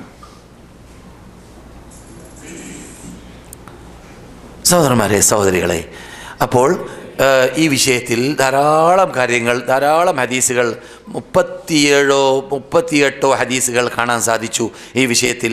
അതൊന്നും ഞാനിവിടെ പറഞ്ഞിട്ടില്ല. ഇപ്പോൾ പറഞ്ഞതൊക്കെ 10 വിട്ട് കടന്നിട്ടില്ല, 10ൻ്റെ അകത്താണ് ഇതുവരെ പറഞ്ഞത്. അപ്പോൾ ഹദീസുകളും അതുപോലെ തന്നെ ഇത്തരം കാര്യങ്ങൾ ചർച്ച ചെയ്യുമ്പോൾ പറയേണ്ടതായ വിഷയങ്ങളൊക്കെ ഇനിയും പറയാൻ ശേഷിക്കുന്നുണ്ടെങ്കിലും നമുക്ക് കാര്യം മനസ്സിലാക്കാൻ പറ്റി. ചുരുക്കത്തിൽ നമ്മുടെ ജീവിതത്തിൽ വിനയം എന്നത് ചിഹ്നമായി മാറണം, പ്രത്യേകിച്ച് ദഅവത്തിൽ, മറ്റുള്ളവരുമായുള്ള സമീപനത്തിൽ. ഇത് നമ്മുടെ ദഅവത്ത് വിജയിക്കാൻ, അള്ളാഹിൻ്റെ പ്രീതി നേടാൻ, അള്ളാഹിലേക്ക് അടുക്കാൻ, മറ്റുള്ളവരെ പ്രയാസപ്പെടുത്താതിരിക്കാൻ, നമ്മുടെ പ്രശ്നങ്ങൾ തന്നെ കൈയാളാൻ, അത് പ്രശ്നങ്ങളെ പരിഹരിക്കാൻ ഇതെല്ലാം സഹായകമാകുന്നതായ ഭാഗമാണ് നിങ്ങളെ ഞാൻ കേൾപ്പിച്ചതായ ഈ റിഫ്ക് എന്നത്. അതുകൊണ്ട് നമ്മുടെ ഇബാദത്തിൽ തന്നെ നാം റിഫ്ക് കൈകൊള്ളുക എന്ന് നമുക്ക് നന്മയാണ്. കഴിഞ്ഞ ക്ലാസ്സിൽ പറഞ്ഞത് ഓർക്കുന്നുണ്ടല്ലോ, അബ്ദുല്ലാഹി ഇബ്നു അംർ ബിൻ ആസ് റസൂലുള്ളാഹി സ്വല്ലല്ലാഹു അലൈഹി വസല്ലമിനോട് ഞാൻ ധാരാളം രാത്രി നിന്ന് നമസ്കരിക്കാൻ, നോമ്പ് ധാരാളം പിടിക്കാൻ, എന്തിനുമുള്ള ശാരീരിക ശേഷി എന്നിലുണ്ട് എന്നൊക്കെ പറഞ്ഞപ്പോൾ മഹാനായ റസൂലുള്ളാഹി സ്വല്ലല്ലാഹു അലൈഹി വസല്ലം ഹസനത്ത് 1-ന് 10 കിട്ടും, അതുകൊണ്ട് നിങ്ങൾ അത്ര കൂടുതൽ പ്രയാസപ്പെടേണ്ടതില്ല, പ്രയാസപ്പെടുത്തേണ്ടതുമില്ല എന്ന് പഠിപ്പിക്കും പോലെ, എന്നിട്ട് നിങ്ങൾ ഓരോ ദിവസത്തിലും ഒരാഴ്ചയിലും 2 നോമ്പും അപ്രകാരം ഓരോ മാസത്തിലും 3 നോമ്പും നോക്കുക. അപ്പോൾ മഹാനായ ഇബ്നു ഉമർ പറഞ്ഞു അതിനേക്കാളും കൂടുതൽ എനിക്ക് സാധിക്കുമെന്ന്. ഇബ്നു ഉമർ അല്ല, Ibn Amr bin Aas. Ibn Amr പറഞ്ഞു, അംർ ബിൻ ആസിന്റെ മകൻ അബ്ദുല്ലാഹി ഇബ്നു അംർ പറഞ്ഞു, അല്ലയോ ദൂതരെ, അതിലും കൂടുതൽ സാധിക്കും. 2 ദിവസത്തിൽ നോമ്പ് നോക്കാതിരിക്കുക, പിന്നെ ഒരു ദിവസം നോക്കുക, 2 ദിവസം നോക്കാതിരിക്കുക, പിന്നെ ഒരു ദിവസം നോക്കുക, അതിനേക്കാളും കൂടുതൽ എനിക്ക് സാധിക്കും ദൂതരെ എന്ന് പറഞ്ഞു. റസൂൽ അപ്പോൾ പറഞ്ഞ കൂട്ടത്തിൽ നാം നിർത്താൻ പോവാണ്, അതുകൊണ്ടാണ് സ്പീഡ് കൂട്ടുന്നത്. 3 നോമ്പ് ഓരോ മാസത്തിലും തുടക്കത്തിലോ മധ്യത്തിലോ അവസാനത്തിലോ എന്നൊക്കെ റസൂൽ പറഞ്ഞിരുന്നു. അപ്പോൾ അവസാനം മഹാനായ റസൂലുള്ളാഹി സ്വല്ലല്ലാഹു അലൈഹി വസല്ലം പറഞ്ഞു, എന്നാൽ പിന്നെ അതിനേക്കാളും കൂടുതൽ സാധിക്കുമെങ്കിൽ ദാവൂദിന്റെ നോമ്പ് നോക്കിക്കോ എന്ന് പറഞ്ഞു. ദാവൂദിന്റെ നോമ്പ് എങ്ങനെയാണ്? ഒരു ദിവസം നോക്കുക, ഒരു ദിവസം വിടാം, ഒരു ദിവസം നോക്കുക, ഒരു ദിവസം വിടാം. പ്രായം കൂടിയപ്പോൾ, വയസ്സും പ്രായമായപ്പോൾ മഹാനായ അബ്ദുല്ലാഹി ഇബ്നു ഉമർ പറയുകയാണ്, റസൂൽ എന്നോട് കൽപ്പിച്ചതായ ആ 3 ദിവസത്തിൽ മാത്രം ഞാൻ നിന്നിരുന്നെങ്കിൽ അത് എനിക്ക് എൻ്റെ കുടുംബത്തെക്കാളും എൻ്റെ സമ്പത്തിനേക്കാളും എത്രയോ നല്ല ഒരു പദമായിരുന്നു റസൂൽ പറഞ്ഞ പദം. സുബ്ഹാനല്ലാഹ്. അവസാനം ഖേദിച്ചു എന്നാണ്. അപ്പോൾ നാം റിഫ്ക് എന്ന ആ പദപ്രയോഗം നമ്മുടെ ഇബാദത്തിൽ വരെ ഉപയോഗിക്കുക എന്നാണ് പഠിച്ചത്. ഇതിന് അല്ലാഹു തൗഫീഖ് നൽകുമാറാകട്ടെ. ഇതുവരെ കേട്ടതിൽ നിന്നിട്ട് പകർത്തേണ്ട ഭാഗങ്ങൾ പകർത്താൻ തൗഫീഖ് നൽകട്ടെ. മീഡിയം ശൈലി, മധ്യനില അംഗീകരിച്ചുകൊണ്ട് അള്ളാഹുവിനെ ആരാധിക്കുന്ന ശൈലിയിൽ, അള്ളാഹുവിലേക്ക് അടുക്കാൻ വേണ്ടി ഉപയോഗപ്പെടുത്തുന്നതായ ആരാധനകളുടെ ശൈലിയിൽ നമുക്ക് സെലക്ട് ചെയ്യാനും റബ്ബുൽ ഇസ്സത്തി ജല്ല ജലാലുഹു തൗഫീഖ് നൽകുമാറാകട്ടെ. വല്ലതുണ്ടോ? ഇതുവരെ പറഞ്ഞതിനെ സൽക്രമമായി അള്ളാഹു സ്വീകരിക്കട്ടെ. ഇനിയും ഇങ്ങനെയുള്ള സദസ്സിൽ പങ്കെടുത്തുകൊണ്ട്, സത്യം പഠിച്ചുകൊണ്ട്, സത്യം പ്രചരിപ്പിച്ചുകൊണ്ട്, സത്യത്തിന് വേണ്ടി ജീവിച്ച് സത്യത്തിന് വേണ്ടി മരിക്കാൻ അള്ളാഹു നമുക്ക് ദീർഘായുസ്സും ആരോഗ്യവും നൽകുമാറാകട്ടെ.